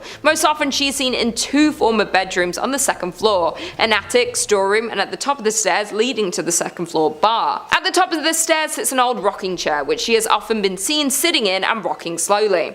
On one occasion, when an employee approached the ghost, she simply stood up and then slowly vanished. More often she is seen walking up and down the stairs, a habit that has been so commonplace that employees barely notice anymore. Where there's one spirit, others seem to follow, and more ghostly apparitions have been seen at the mansion. One of these is a former servant named Cruz, who was thought to have been a groundskeeper. Most often seen on the main level, he is said to be particularly friendly to women and children and likes to play practical jokes on the employees and patrons. On one occasion, he was seen sitting on a sofa as if waiting to be served. Dressed in vintage attire, the man was relaxing patiently when a waitress asked another staff member why he hadn't been served. However, the response was, "What man?" And when the waitress looked back to the sofa, the vintage spirit faded away. Number 5. The Lexington. If you're a Texas native, then you probably don't need much introduction to the USS Lexington. Formerly known as the Blue Ghost, the decommissioned aircraft carrier now stands as a museum, and it's thought by some to hold a lot more than some old war relics and stories. Might just contain some old souls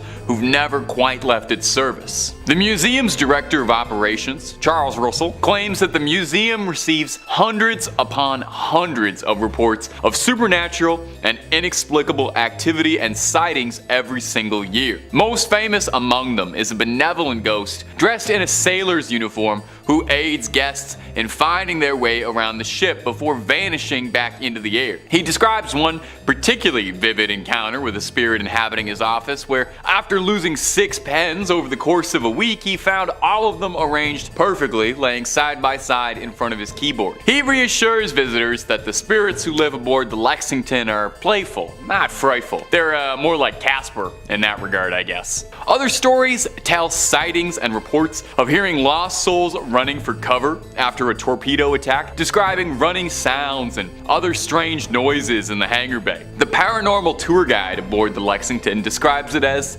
this was their home and they don't want to go anywhere else. I kind of get it, you know? I'd want to live on an aircraft carrier, that seems pretty cool. I'd try to swing that as long as I could. Like most purportedly haunted locations, if finding something spooky in the cold steel of the Lexington truly interests you, the museum offers a paranormal investigation tour, where guests can spend the night with their own equipment in the hopes of finding someone to trip up your EVP meter. And if that ain't enough for you and you're looking for something spooky from the confines of your own home, well, we can hook you up with that real easy. Click through on Top 5 Scary, because we've got loads of videos about haunted spots, ghosts, ghouls, goblins, aliens, cryptids, conspiracies, and just about anything freaky you can think up. Stay subscribed, stay scared, but, you know, stay watching this video as well, okay?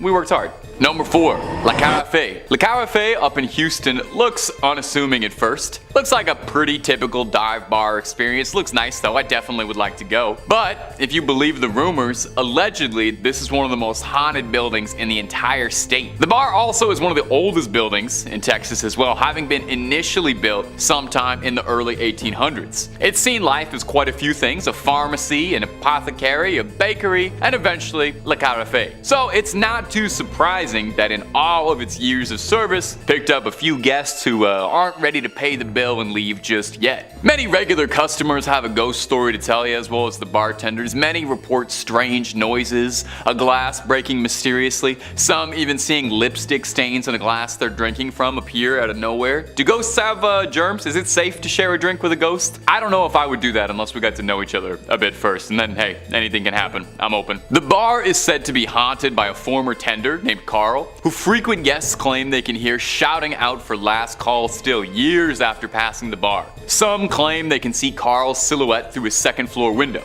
Another ghost said to haunt the premises is the Lady in White, who supposedly pushed attractive women down the stairs. Hardly a way to get them to like you, let me tell you from experience. She's thought to be the ghost of a woman who ran a cat house near the Carafe. Believers say that they see orbs and mist in photos and feel cold spots all over. I guess you could say they serve up more than one kind of spirits.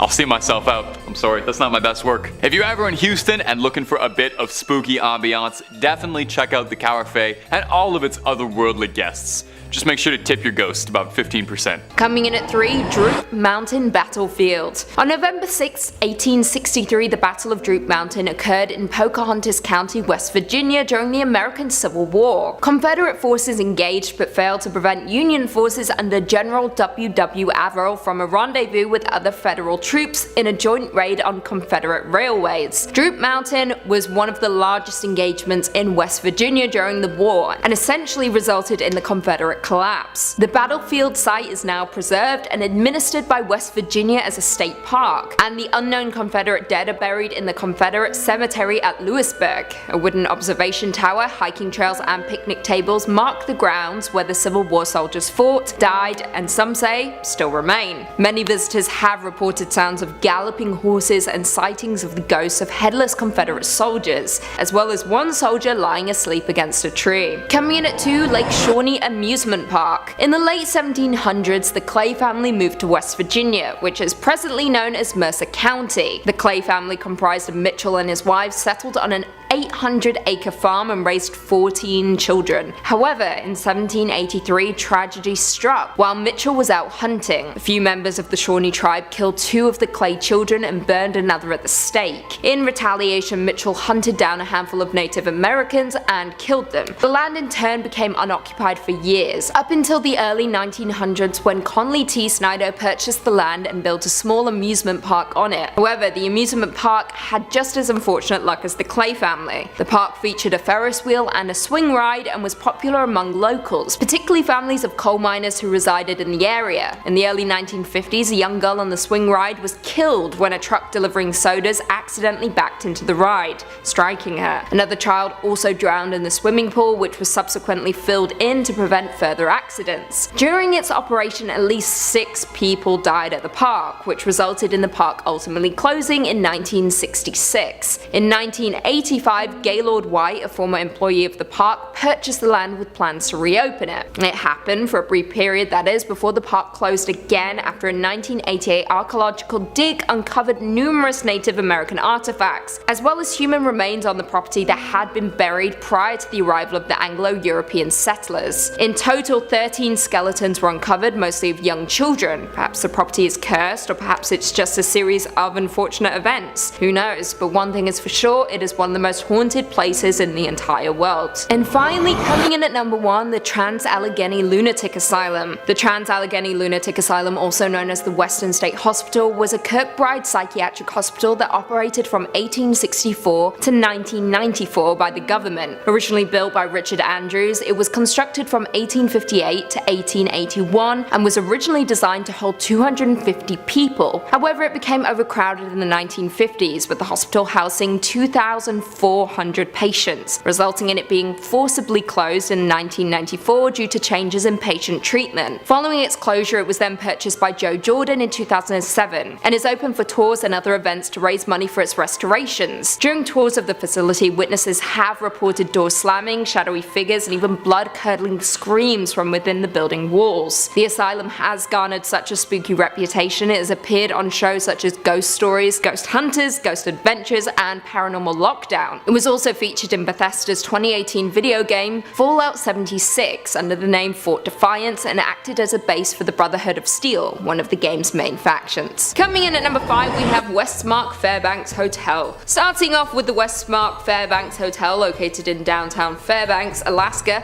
this is considered to be the finest hotel in Fairbanks. It was built by the former governor Walter Hickel in 1987, but has gone through some transformations over the years, but is still considered to be a go-to stay for couples, families, and business professionals. Not only is it a hub for tourists to stay, it also intrigues paranormal investigators who believe this hotel is indeed haunted. According to locals around the area, they have claimed to see an apparition-like figure that resembles a huge man that spends the night in room 277. He likes to make himself known by pushing the beds, poking guests in the shoulder, and even ruffling up the carpets in the room. Another ghost that is often seen at the hotel is that of a little girl who is seen roaming up and down the hallways and sometimes she is heard laughing. Also, an apparition of a male often appears in the elevator or walks around the main entrance of the hotel. Guests who have stayed at the hotel have also claimed to have seen doors opening and closing on their own. Many paranormal investigators and enthusiasts are currently exploring this so-called haunted hotel, so more about their findings should come out in the near future. So if you plan on exploring this haunted hotel, please proceed with caution and get on the internet and share your findings to other ghost enthusiasts. Coming in at number 4, we have Gakona Lodge and Trading Post. Gakona Lodge and Trading Post is located in the Cooper River Valley in south central Alaska and is the oldest roadhouse in operation in the whole state. So you know that it has a lot of history and stories from locals and people who've stayed at the lodge. Jim Doyle built the lodge, an ice house and a storage shed in 1904 and was named Doyle's Roadhouse. The original building still exists on the property today but are no longer in use. Before selling the lodge in 1912, there are rumors that a notorious serial killer known as the Blueberry Kid even stayed at the lodge. Between the selling of the lodge in 1912 to about 1920, the lodge went through many different owners until a Norwegian man and his wife bought it, until selling it once again in 1976 to Jerry and Barbara Strang, who were among the first owners to report paranormal activity on the property. Barbara had a strange event happen when some of the kitchen workers had actually tried to contact a spirit in the lodge when the power just suddenly went out. Yes, the power did sometimes go out in the lodge because of the harsh weather, but Barbara definitely believes that this time it was in fact the work of the paranormal. Another story is about a man named John Paulson who would frequent the lodge not only as a customer but also a business partner as well. John always stayed in room number 5, and to this day people report hearing stomping coming from that particular room. John was an avid smoker, and stories from people that stay at the lodge today say they can always smell tobacco coming from room 5, even though there has been a no smoking policy at the lodge for almost a decade now. If you are brave enough to visit this paranormal lodge, you could even ask to stay in room 5 and maybe be able to hear the stomps and smell the tobacco. Number 3, the Driskill Hotel. The Driskill Hotel is another shining spot in the state, said to be a hotbed of paranormal activity. Lone Star State, Lone Scare State, more like. With how many ghosts are said to live in this place, it's hard to imagine that you'd even be able to get a free room. One of the more notable ones is the owner, the cowboy Jesse Driskill himself, who built the place originally. Shortly after the hotel's construction, it's said that Jesse came under very hard times. So, desperate for money, Jesse gambled away the deed to the hotel in a game of cards, and was forever swallowed by this guilt, losing his cherished prize. It's said his spirit still resides in this hotel, in the room looking out at 6th Street and Brazos. A consultant once reported looking out of the window in this room and seeing a man dressed in old western attire, puffing a cigar, asking, "Hey fella, what are you doing in my room?" When he flicked the lights on and off to make sure he wasn't seeing what he thought he'd seen, the varmint disappeared, leaving behind only a trail of smoke. Another notable ghost guests like to talk about is the Bride, the ghost of a distraught woman who ended her life in the early 1990s after her wedding was called off, as she blew through all her money in a desperate coping attempt. I get it. Guests say that they see her ghost towing bags up and down the halls of the hotel, still running mad. Now I'll leave you with one last good spooky story out of the Driskill. There was actually so many for this one. Definitely read up on it at home or visit if you're nearby. It seems like there's a lot going on. There's a painting on the 5th floor. It's a painting of a little girl holding a bouquet of flowers in one hand and a letter in the other. Paranormal enthusiasts claim that this painting is the daughter of a US senator who passed away in a freak accident at the hotel, and her spirit lingers on in the canvas. Guests claim that they can feel something tugging at their coats or legs when they walk on by. Oof, it's a little too interactive for me for an art experience. Number 2, the Oakwood Cemetery. I gotta say, a cemetery is a pretty classical location for something haunted to be happening. I think we all sort of suspect most cemeteries are haunted as is. I mean, a couple thousand dead bodies all buried underneath the same plot makes my hair stand on end. I said I was gonna try not to do a southern drawl, but I swear it's coming on naturally. I'm sorry. Oakwood Cemetery in particular is well known as a haunted spot to those who believe. It was established sometime in the 1850s, though it's thought that earlier settlers were laid to rest there too. With 23,000 souls resting there, it's no surprise that there is a litany of spooky stories amongst the tombstones. Take a listen to some of the more notable ones I dug up for you. One in particular that gets retold is that of Eula Phillips, a young woman who was struck fatally with an axe on Christmas Eve. Not that there's ever a good day for that, but that's a pretty bad one. Her husband was found guilty, only to be exonerated later when it turned out that there was a series of victims all around the same area, matching her profile. 8 others who all fell victim to this is unbelievable that any newspaper ever printed this name, the Servant Girl Annihilator. I cannot believe they named him that. I've actually featured him in a video before. I can't quite remember the title of it, but click through on every single top 5 scary video until you find it. There are some theorists who suspect the Servant Girl Annihilator and the infamous Jack the Ripper are one and the same, and that guy just could not get enough traveling from country to country. Some local residents claim that Eula's ghost roams the cemetery, lost, afraid, and panicked, unable to come to terms with the vile means of her death. Another very notable ghost is that of Susanna Dickinson. When Lopez de Santa Anna attacked the Alamo, Susanna and her kin were brought into the garrison. The dust cleared and the battle was over, and Susanna met with Santa Anna, where he offered to take her and her children back to Mexico, but she declined, knowing it might even cost her life. Surprised, Santa Anna spared her, and her account of the Alamo was crucial to understanding and remembering what happened there. Susanna was buried at a plot in Oakwood, and visitors say she constantly appears to strangers, telling her stories all these years on, still remembering the Alamo. And number 1, Yorktown Memorial Hospital. About 80 miles southeast of San Antonio is Yorktown, a small community with a population that barely exceeds a couple thousand. Probably a good reason for that, because if the legends are to be believed, the hauntings at the Yorktown Memorial Hospital might be keeping people away. The hospital was built in 1951, where it operated for a bit, and was eventually took over by the Felician Sisters of the Roman Catholic Church, who kept the place running until late 1986 when it was abandoned. Where it still sits today, almost as if nothing's happened. It looks like everybody just packed up and left. It's said that over 2,000 people call Yorktown their final resting spot, with 500 of those all occurring during the small tenure of the nuns running the hospital. These days, of course, the hospital's sickly lime green walls don't really see a lot of patients. Mostly just ghost hunters and seekers of the paranormal looking for something lurking left behind. And if the stories are true, this place is filled with restless ghosts. Explorers report everything from disembodied voices to sounds of wheelchairs creaking,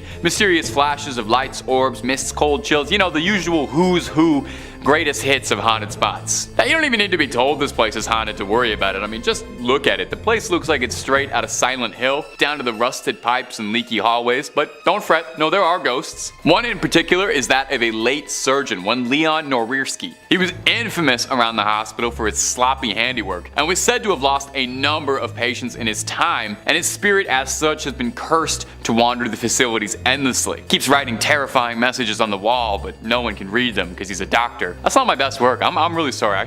Some of these should have stayed on the writing board. Another infamous ghost is that of Sally, a young girl who's said to still live in the hospital's halls, heard happily playing, jovially dancing around, and even asking explorers to read her favorite story when she encounters them. I hope someone takes her up on that. Not me though, nothing personal. I just have like a policy about not reading stories to ghosts. Number 5 on this list is Villa Paula. This haunted place is located in Miami and has quite the interesting guest in the backyard. Thrillist says this stately white mansion was originally constructed as the Cuban consulate in the mid-1920s, home to Consul Domingo Millard and his wife, Paula. The Cuban-born Paula was known to spend her days playing piano and drinking Cuban coffee until she died from complications from a leg amputation in 1932. Legend has it that Domingo interred his late wife in a sarcophagus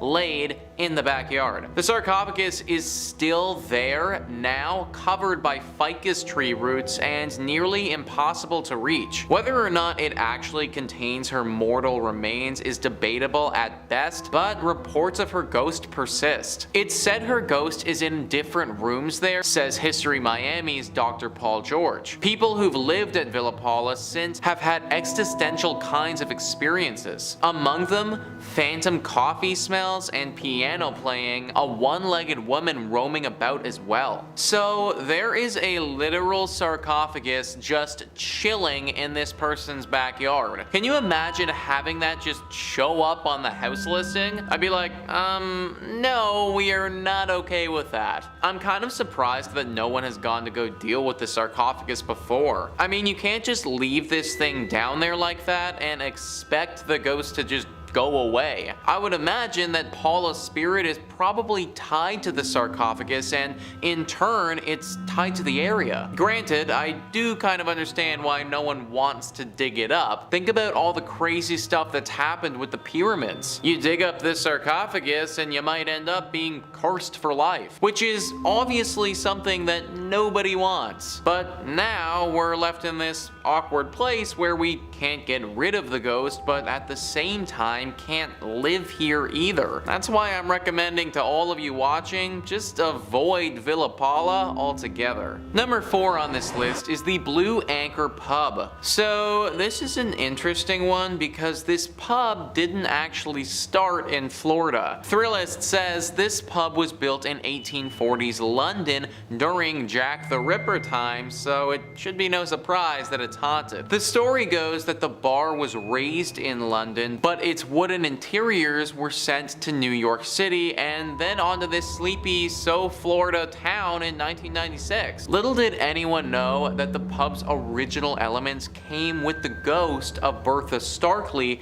a cheating wife who was murdered by her husband. Today, she can be heard rattling pots, knocking things over, and wailing in the middle of the night at the Blue Anchor. Every night around 10 p.m., the time that she was murdered, Bertha likes to remind everyone she's still here, so the current owners ring the ship's bell to scare her away. So, first thing, I've never actually heard of that before, where they take a building from one continent and then just decide to move it over to another continent. This bar must look pretty cool on the inside to go to all that trouble though. Obviously this was a bit of a mistake and everyone would have been better served if we relocated this thing straight to the dump. Bertha doesn't care if it's in London or America or anywhere. As long as the structure of this pub is still intact, her ghost will still be floating around, which makes it very hard to enjoy a night out at this place. Like imagine drowning several pints, going to take a piss, and then getting ambushed by some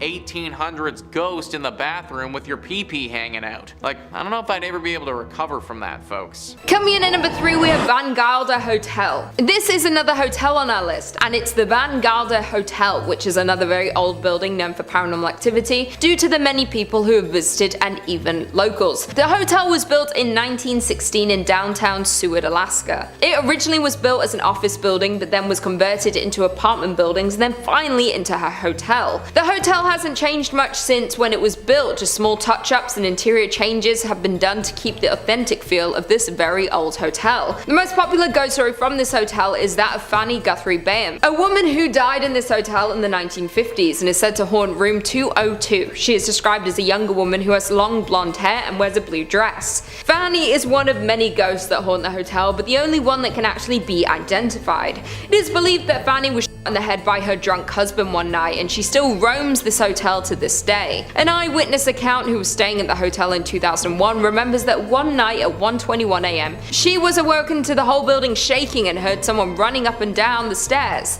The guest then asks a worker at the hotel if there was just an earthquake, to which the worker told her no. The customer had actually experienced the ghost of Fanny reliving her murder. Along with Fanny, there have been sightings of a lone, unidentifiable man who is said to appear only as wisps and orbs, as well as sightings of 2 men wearing bowler hats and can be seen standing behind the front desk, and also 3 children can be seen running from room to room, giggling when there are no guests staying at the hotel. If I were you, I would avoid staying at this place at all costs. Wish I knew where this hotel was. I stayed at a hotel in Seward, Alaska with my family once. We had a weird situation, but it was just us. We were just the weird ones. We went fishing, we were fishing all day, getting rockfish. We're out in the waters. And then we went back to the hotel we were staying at, and we had planned to go out for dinner, but we were like, let's just take a light nap. And we all woke up at like 2-3 a.m. in our coats, jackets, like, it was like, it was f***ing weird, like. Coming in at number 2, we have Tonsina River Lodge. Next on this list is the Tonsina River Lodge, which is located in Tonsino, Alaska, and is part of the Copper River Valley area. The lodge is considered to be the centerpiece of Tonsina Valley. Originally named the Donaldson Roadhouse, it was built by Jim Donaldson in the 1900s, and then later in 1902, Jake Nafstad and Fred A. Martin added onto the main roadhouse building and ultimately changed the name to the Tonsina Roadhouse. Would later go under another name change, the Upper Tonsina Roadhouse Roadhouse and underwent some more accommodations which could house up to 60 guests. This hotel is very historic and actually was once a brothel before it had eventually become the Tonsina River Lodge. The most popular ghost in the lodge is Charlie, who had been seen by many different workers at the lodge as well as tourists staying there. There are a few different stories of what happened to Charlie, one being that he was wanted for murder in Canada and went on the run. When authorities caught up to him, he resisted arrest and was shot and died in room 18. Another account says that Charlie got rejected from his love interest and having nothing to live for, he ended up taking his own life in room 18. And to this day he is seen wandering up and down the hallways looking for his beloved. A third version about Charlie is that during the Great Depression Charlie was living in Seattle and not being able to find work he boarded a ship and decided to go to Alaska, eventually making his way to Tonsina and getting a job at the Roadhouse. He really enjoyed his job, but unfortunately Charlie ended up passing away in room 18. His body was buried on a hill behind the Roadhouse. People believe that Charlie was so happy with his life at the lodge even in his afterlife he never left. Many people who have come in contact with Charlie say that he is a very friendly and peaceful ghost, and workers and tourists say they were not feared by Charlie. So if you're intrigued by Charlie and his story, you can go visit Tonsina, Alaska and stay in his old room. And finally, coming in at number 1, Hilton Anchorage Hotel. The Hilton Anchorage Hotel is considered to be a very famous place in the United States. Located in downtown Anchorage in 1916, it was first owned by Frank Reed. Many ghosts have come to stay in this hotel since the gold rush and have never left. One ghost that frequents the hotel is the first chief of police in Anchorage, who often is seen in the night hours around the hotel. The story says that he was shot during the Prohibition days with his own in the alleyway of the hotel, and was then dragged into the hotel to try to recover from his wounds but would soon pass away there. Another ghost that is often seen roaming the hotel is a bride. Many visitors have seen her tall silhouette, dressed in white in dark hallways and mirrors throughout the hotel during the evening hours, as well as the ghost of a little boy roaming the halls of the hotel. Guests who have stayed at the hotel have reported frequent ghost sightings in various rooms such as 217, 215, 205 and 202. Over the many years there have been so many ghost sightings at this particular hotel that the hotel even keeps a log at the front desk of all the eerie experiences that have happened to guests and workers. The hotel has truly survived the test of time after going through the 9.2 magnitude Good Friday earthquake in 1964, which is said to be the most powerful recorded earthquake in North America and the second in all of the world. But soon after this is when the paranormal accounts started flooding in. Even through all the tragedy that downtown Anchorage has gone through, this hotel has stood its ground, and in 2016 this hotel celebrated 100 years of business. Number 5 on this list is the Poly Highway. This highway is super unique in how it's haunted and honestly really interesting. Quoting Only in Your State, they write, "Nowhere is there a higher concentration of varied ghost stories than along Ohio's beautiful and haunted Poly Highway. From ancient Hawaiian legends to major battle sites, the highway meanders through the Koalo Mountains between Honolulu and the Windward Coast, and it's one of the most ghastly places in all of Hawaii. It's said that Pele and the demigod Kamapua, a half-man, half-pig, had a bad breakup and agreed to never see each other again. Legend has it that you cannot take pork over the Poly Highway because it means that you're symbolically taking Kamapua from one side of the island to the other. If you try to bring pork across, your car will stop at some point along the journey and an old woman with a dog will appear. To continue along your way, you must feed the pork to the dog." Alright, so first, Hawaii is freaking awesome. I've done so many videos about so many haunted places, but never once have I heard a story about a haunted road where you need to feed pork to a dog. Like, shout out to our Hawaiian ghosts for switching things up. Also, the fact that this road symbolizes the breakup of two gods is pretty awesome. Pele, for those who don't know, is a Hawaiian deity of volcanoes and fire, and as the story tells us, Kamapua is a demigod in his own right. Now, as cool as this story is, I personally wouldn't want to be messing with the god of volcanoes or a half-pig, half-man superhuman, so if you do go down this road, do as the story says, and ditch the meat. Number 4 on this list is the Kaimuki House. Every place that's any place needs to have at least one haunted house, and this is Hawaii's. Only in Your State once again writes, "The famous haunted Kaimuki House, located on the corner of 8th and Harding on a foundation of 2 beds of lava rock, is known to many as one of the most haunted places on the island. The house itself looks relatively normal, but the story behind it is anything but. The creature said to reside in this house is a kasha, a a man-eating ghost from Japanese folklore, and the stories surrounding its haunting of the Kaimuki house have been extensively documented. The original tale tells of a young couple who moved into the home and their neighbors who, upon hearing loud bangs and crashes, suspected domestic violence and called the police. When the police arrived, the couple claimed that they were being attacked by a force that they couldn't see. So guys, I did some research and looked into this Kasha creature, and this is really interesting. One, if it is a Kasha, then it's pretty far from home because they're said to reside in Japan. And two, this one functions slightly differently than a typical Kasha would. This creature is said to be a giant, grotesque looking cat thing that runs on two legs and looks super mischievous. Typically, a Kasha will steal corpses of those who are already dead, specifically people who performed evil deeds in their life. Therefore, it's pretty uncommon for a Kasha to actually attack people who are still alive, as the couple in our story reported. All this being said though, Kasha are considered to be servants of hell, so I'm not going to put anything past them. This house is the most haunted in all of Hawaii and should be avoided at all costs. Number 3 on this list is St. Augustine's Lighthouse. Ah yes, the haunted lighthouse. A true classic. Thrillist says St. Augustine's iconic lighthouse is a Florida landmark built in 1874. But climb up its 219 steps, and it's not just the views that will take your breath away. First, there's the ghost of Joseph Andrew, the original lighthouse keeper who fell to his death while painting the 165-foot tower. Then there are the Pity's two daughters who were playing with a building cart when it broke loose and slid into the nearby bay, drowning them both. While the girls giggle and run up and down the lighthouse steps, Joseph has been reported smoking cigars at the top of the lighthouse, keeping watch over his forever home. You know guys, if I had to be a ghost, then being Joseph wouldn't be the worst. I get to look out at the pretty scenery at the top of my lighthouse where hardly anyone bothers me, and I get to smoke cigars all day. Like, obviously I wouldn't want to be a ghost, but if I had to be, then this wouldn't be that bad. Either way, I'm not a ghost now. I am very much a human being, and if I want to stay a human being, then I recommend avoiding this place. It can obviously be very jarring to see two little ghost girls running around,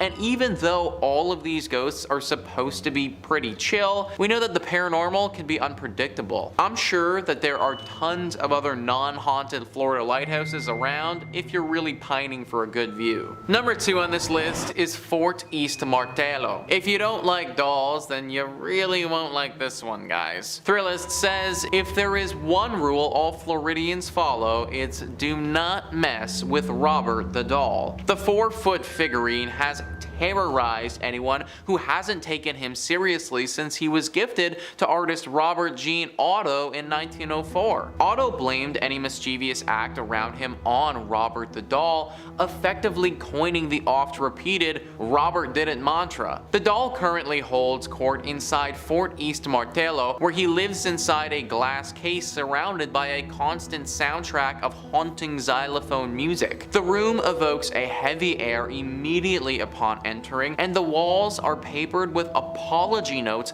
from cocky tourists who've dared cross the world's most haunted plaything. Even the Prince of Darkness himself, Ozzy Osbourne, felt Robert's wrath when he suffered a series of health mishaps shortly after dissing the doll on his reality show. I don't like dolls, folks, especially the haunted variety, so this entry obviously had to make the list. Clearly it curses you after you see it because people literally have to come back here and ask for its forgiveness. I don't know if the notes work or not, but I guess that's all you can do when you're dealing with a haunted doll. Hopefully this doll can just chill out and stop haunting people, but in the meantime, I just flat out avoid going to this place in Florida altogether. And number 1 on this list is Casa Monica Resort and Spa. It really sucks that this place is so haunted because it's truly beautiful. Thrillist says St. Augustine's fanciest hotel is also its most haunted. In fact, this 5-star Mediterranean revival haunt is a hotbed of spectral activity. Children are heard running along the 4th floor, but no one is there. The radio in the Ponce de Leon suite randomly comes on, but no one's there. Guests of room 411 wake up to people staring at them, but no one's there. But it's the 3-story Flagler suite high in the tower that's most haunted. Maids have seen a child's handprint appear on the first floor bathroom mirror, and after knocking, one heard a man say, "We've been expecting you," from an empty bedroom. Its spookiest claim to fame, however, is the male ghost staring out of the top tower window. He's believed to be the ghost of one of 2 people, either Franklin Smith, the architect who built the hotel, or Henry Flagler, the man who purchased it. I personally don't care if it's the architect, the man who purchased it, or God. Anyone who says, "I've been waiting for you as I enter an empty bedroom," it's not the type of individual I want to be around. Also, where are these children coming from and what are those sounds? Okay, so you want to tell me a scary story where the architect of the building fell in love with his work and then when he died, his ghost stayed here. Alright, fine, I can buy that, I can believe that, but like, what are the children doing here? What do they have to do with this place and the architect? Maybe this is just one of those spots where it doesn't matter what happened here, it doesn't matter what will happen here in the future, it's just always destined to be haunted. In at number 5 we have Whispers Estate. The Whispers Estate was built around 1894, and between 1899 and 1901 is when Dr. George and Sarah White moved in. George was a successful physician and ran his practice from their home. The two adopted many orphaned children, and unfortunately several passed away in the house over the years. Some of the children they took in were troubled. Many of them passed away in the bedrooms and other areas of the home, and even some of Dr. White's patients have been said to have also passed while in the home. Dr. White practiced in the home for over 25 years, so it's probable but unknown how many over the years had passed in the home. In the early 2000s, the home underwent renovations and a lot of bizarre activity began. Many claim that lights would flicker on and off, footsteps would be heard stomping around on the second floor, and as time went on, the activity escalated. To this day, people reserve time to come and experience all this paranormal activity, and are encouraged to write down any experiences they had while in the home, and these accounts are posted to the Whispers Estate's official Facebook page. You can go through the page and find creepy photos people have taken that show demonic figures, ghost-like creatures, and even orbs. It's also pretty common for the guests to be scratched up by unseen fingernails or touched by an unseen hand. The estate earned the Whispers moniker after the numerous guests that experienced somebody whispering in their ear, somebody they couldn't see. Due to the amount of people who have passed at the home in its early days, it's like there are a number of different spirits that haunt the estate to this day. The Whispers Estate is known as the 4th most haunted house in the United States, but many who have visited believe it to be the most haunted house in the entire country. In at number 4 we have Rhodes Hotel.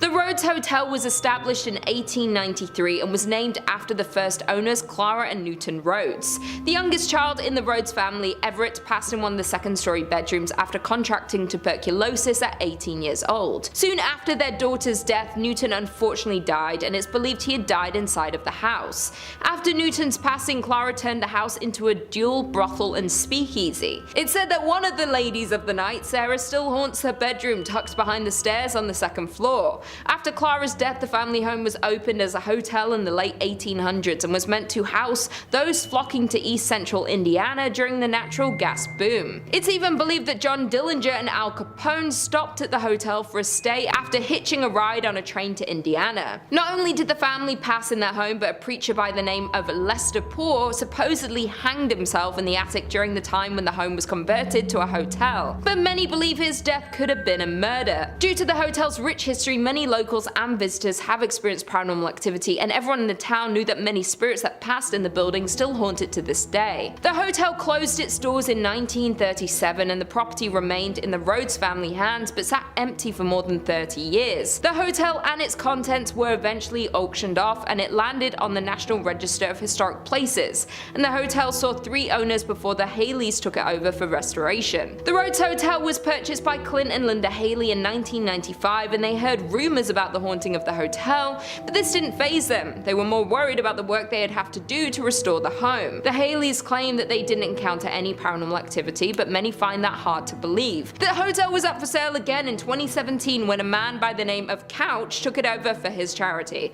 Couch had launched the Lost Limbs Foundation 4 years earlier, which raised funds for prosthetic limbs for children. To this day, Couch's charity has owned and run the hotel. Not only had it been named among Indiana's most haunted places, but the hotel is consistently booked for private and paranormal investigations. The overnight investigation tickets can get up to $200, and this hotel attracts people from across the country. There have been many investigators that believe there is extensive activity in this old hotel, and people have captured a figure-like shadow moving across the living room curtains with the use of night vision cameras. Most commonly, people hear whispers and the second floor creaking when no one is inside. Unlike the Haleys, Couch said he's seen and heard supernatural happenings in the hotel since moving onto the property in 2017. He's heard footsteps on the staircase, the property camera has turned off randomly, and picked up voices before the footage flickers back on.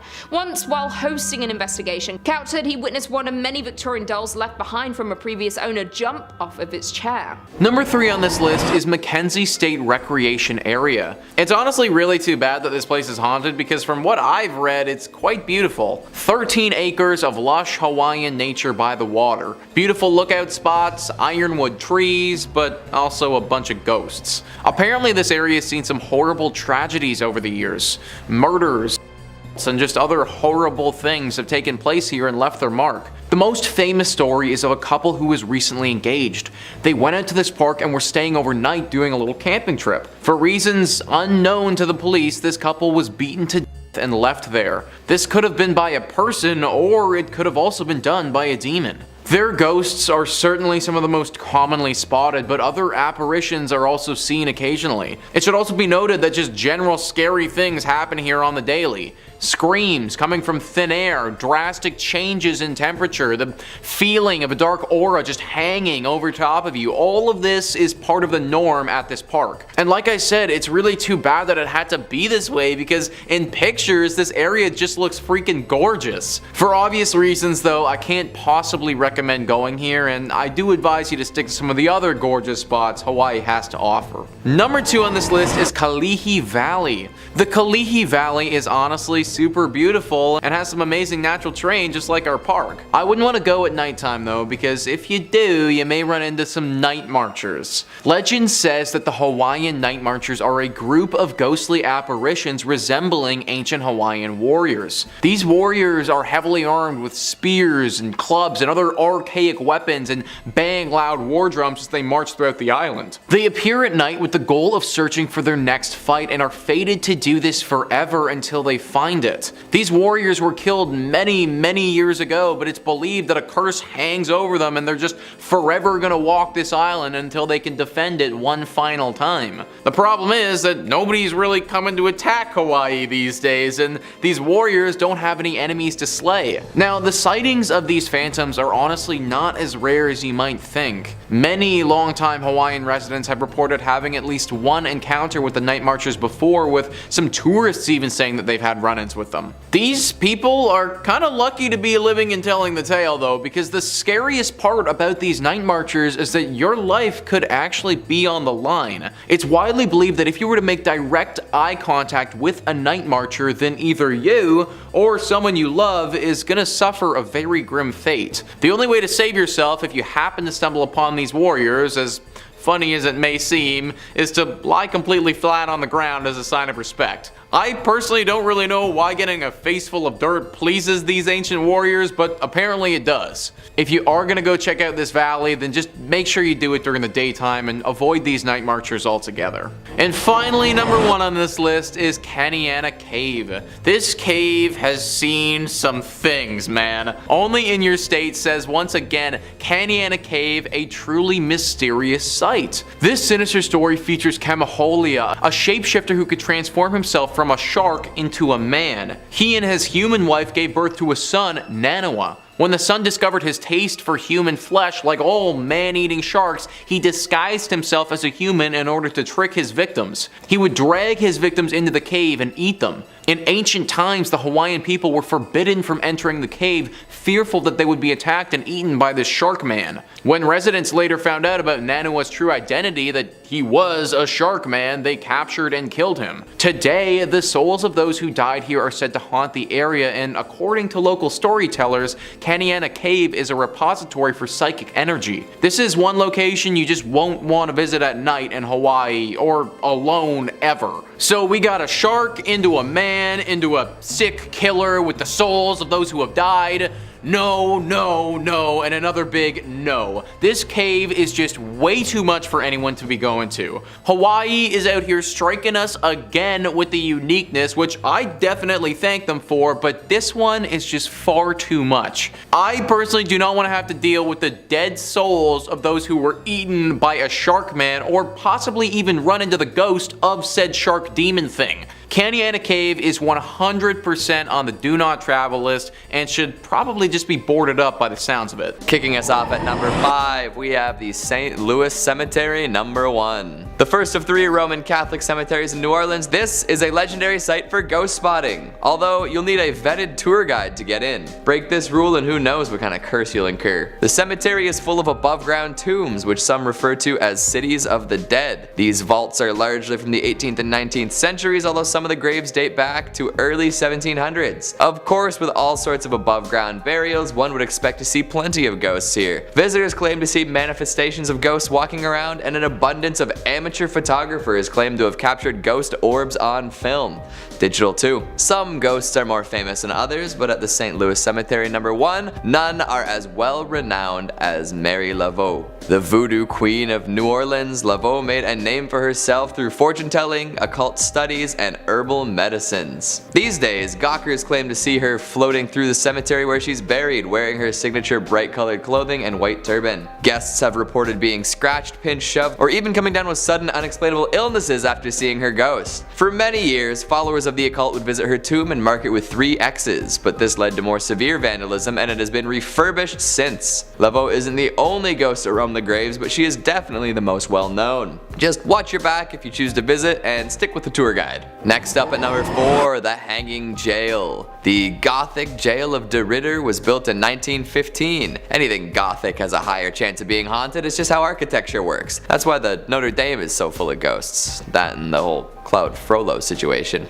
Spirit appreciators in the know believe that the jail is haunted by 2 men hung for the slaying of a taxi driver. Joe Genna and Moulton Brasseau hired a taxi driver late one night and told him to drive. For reasons still up in the air, they killed him. Not knowing what to do with the body, the 2 men dumped it in the old Pickering Mill pond and ran off into the night. Maybe they drove off. I wonder if they took the cab. The body was found and traced back to the 2 would-be on-the-run murderers, and such they were convicted and then hung from the 3rd floor gallows. The interesting thing about the gallows though is that a spiral staircase circles around the noose. So there's a vertigo-inducing set of stairs surrounding the ominously hanging noose. Definitely a ghost creator if I've ever seen one. In addition to this lovely feature, there's also an underground tunnel connecting the jail to the next door courthouse. That is a tunnel you would not want to find yourself in after hours. Who knows what kind of crooked-necked wailing ghosts you find down there. Of course, there are plenty of people who claim to have captured photos of the ill-fated duo along with many other unlucky lawbreakers. Just remember kids, if you want to be a ghost, constantly do things that you'll regret. That way, you'll have all sorts of reasons to stick around for the afterlife. In at number 3 we have Avon Bridge. The Avon Bridge is known to be haunted by almost every local living in the area. It is a massive trip-arch railroad trestle spinning a rural road over White Lick Creek.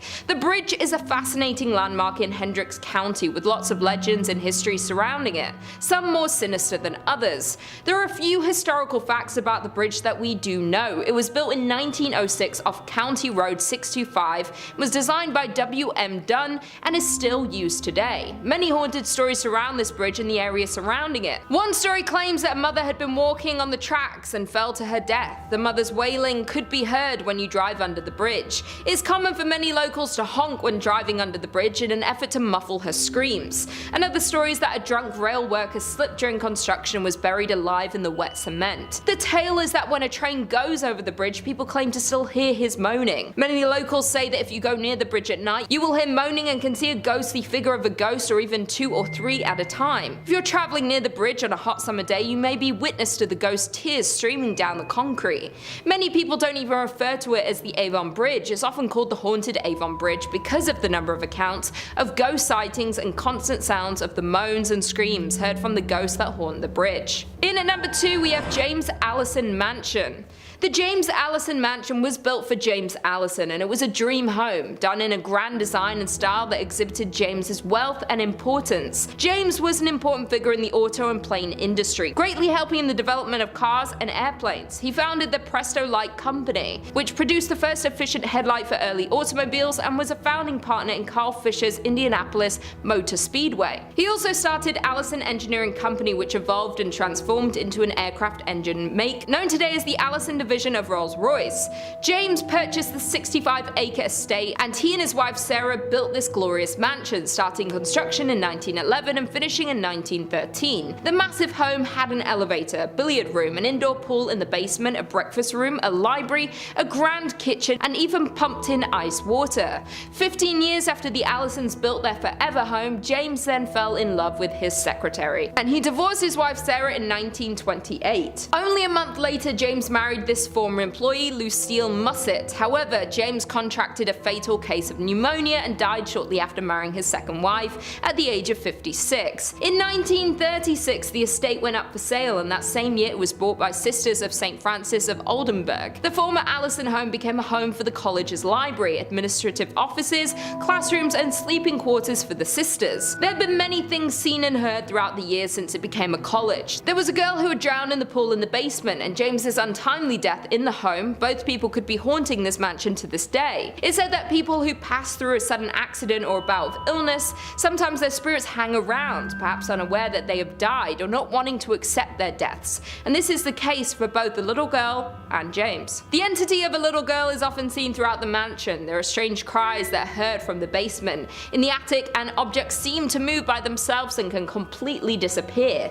There is another entity seen and could possibly be more than one, and they like to take keys and objects and move them to odd places. The library in particular is often completely rearranged, like the books and furniture. And finally, in at number 1 we have French Lick Springs Hotel. Nestled in the small resort town of French Lick sits the massive French Lick Springs Hotel. This legendary hotel was constructed in 1845 and is a crown jewel of the southern Indiana town, but there's more to this resort than meets the eye. This Indiana hotel is known to be one of the most haunted places in the state. Thomas Taggart was a mayor at the time and purchased the hotel in 1888. After purchasing the hotel, he added luxurious furnishings, marble floors, and built 2 championship golf courses. During this time, Taggart became the Democratic National Chairman, and the hotel became the unofficial headquarters of the Democratic National Party. In 1931, Franklin Roosevelt visited the hotel because of its Democratic standing and won the presidency a mere year later. Over the years, the hotel and the work Taggart put into it made it one of the most prominent hotels in the area, and even ran the West Baden Springs Hotel out of the business. Unfortunately, in 1916, Taggart passed away, but according to local legend, his spirit has never left the building. Taggart died in 1916, but that hasn't stopped rumors of sightings of this famous hotel owner. Guests and employees frequently encounter strange and paranormal activity throughout the hotel, and they believe it is caused by Taggart himself. Many spot his ghostly figure near the service elevator and can pick up a strong scent of pipe tobacco. Others claim they witnessed his spirit riding down the hallway on a horse and making noise inside the ballroom. Some hear noises and others encounter his ghost, though usually both don't occur at the same time. Not only is Taggart's ghost living in the hotel, but there are also rumors of a former bellhop that lingers around the hotel. Many believe that he was a current employee until they saw old photos of him hanging on the wall or were told no bellhops were on duty when people had encountered him. Employees and guests say that it's pretty hard not to encounter some sort of activity when you're in the hotel, and due to the vast amount of paranormal sightings are why it's considered by many to be the most haunted place in Indiana and one of the most haunted places in all of the United States.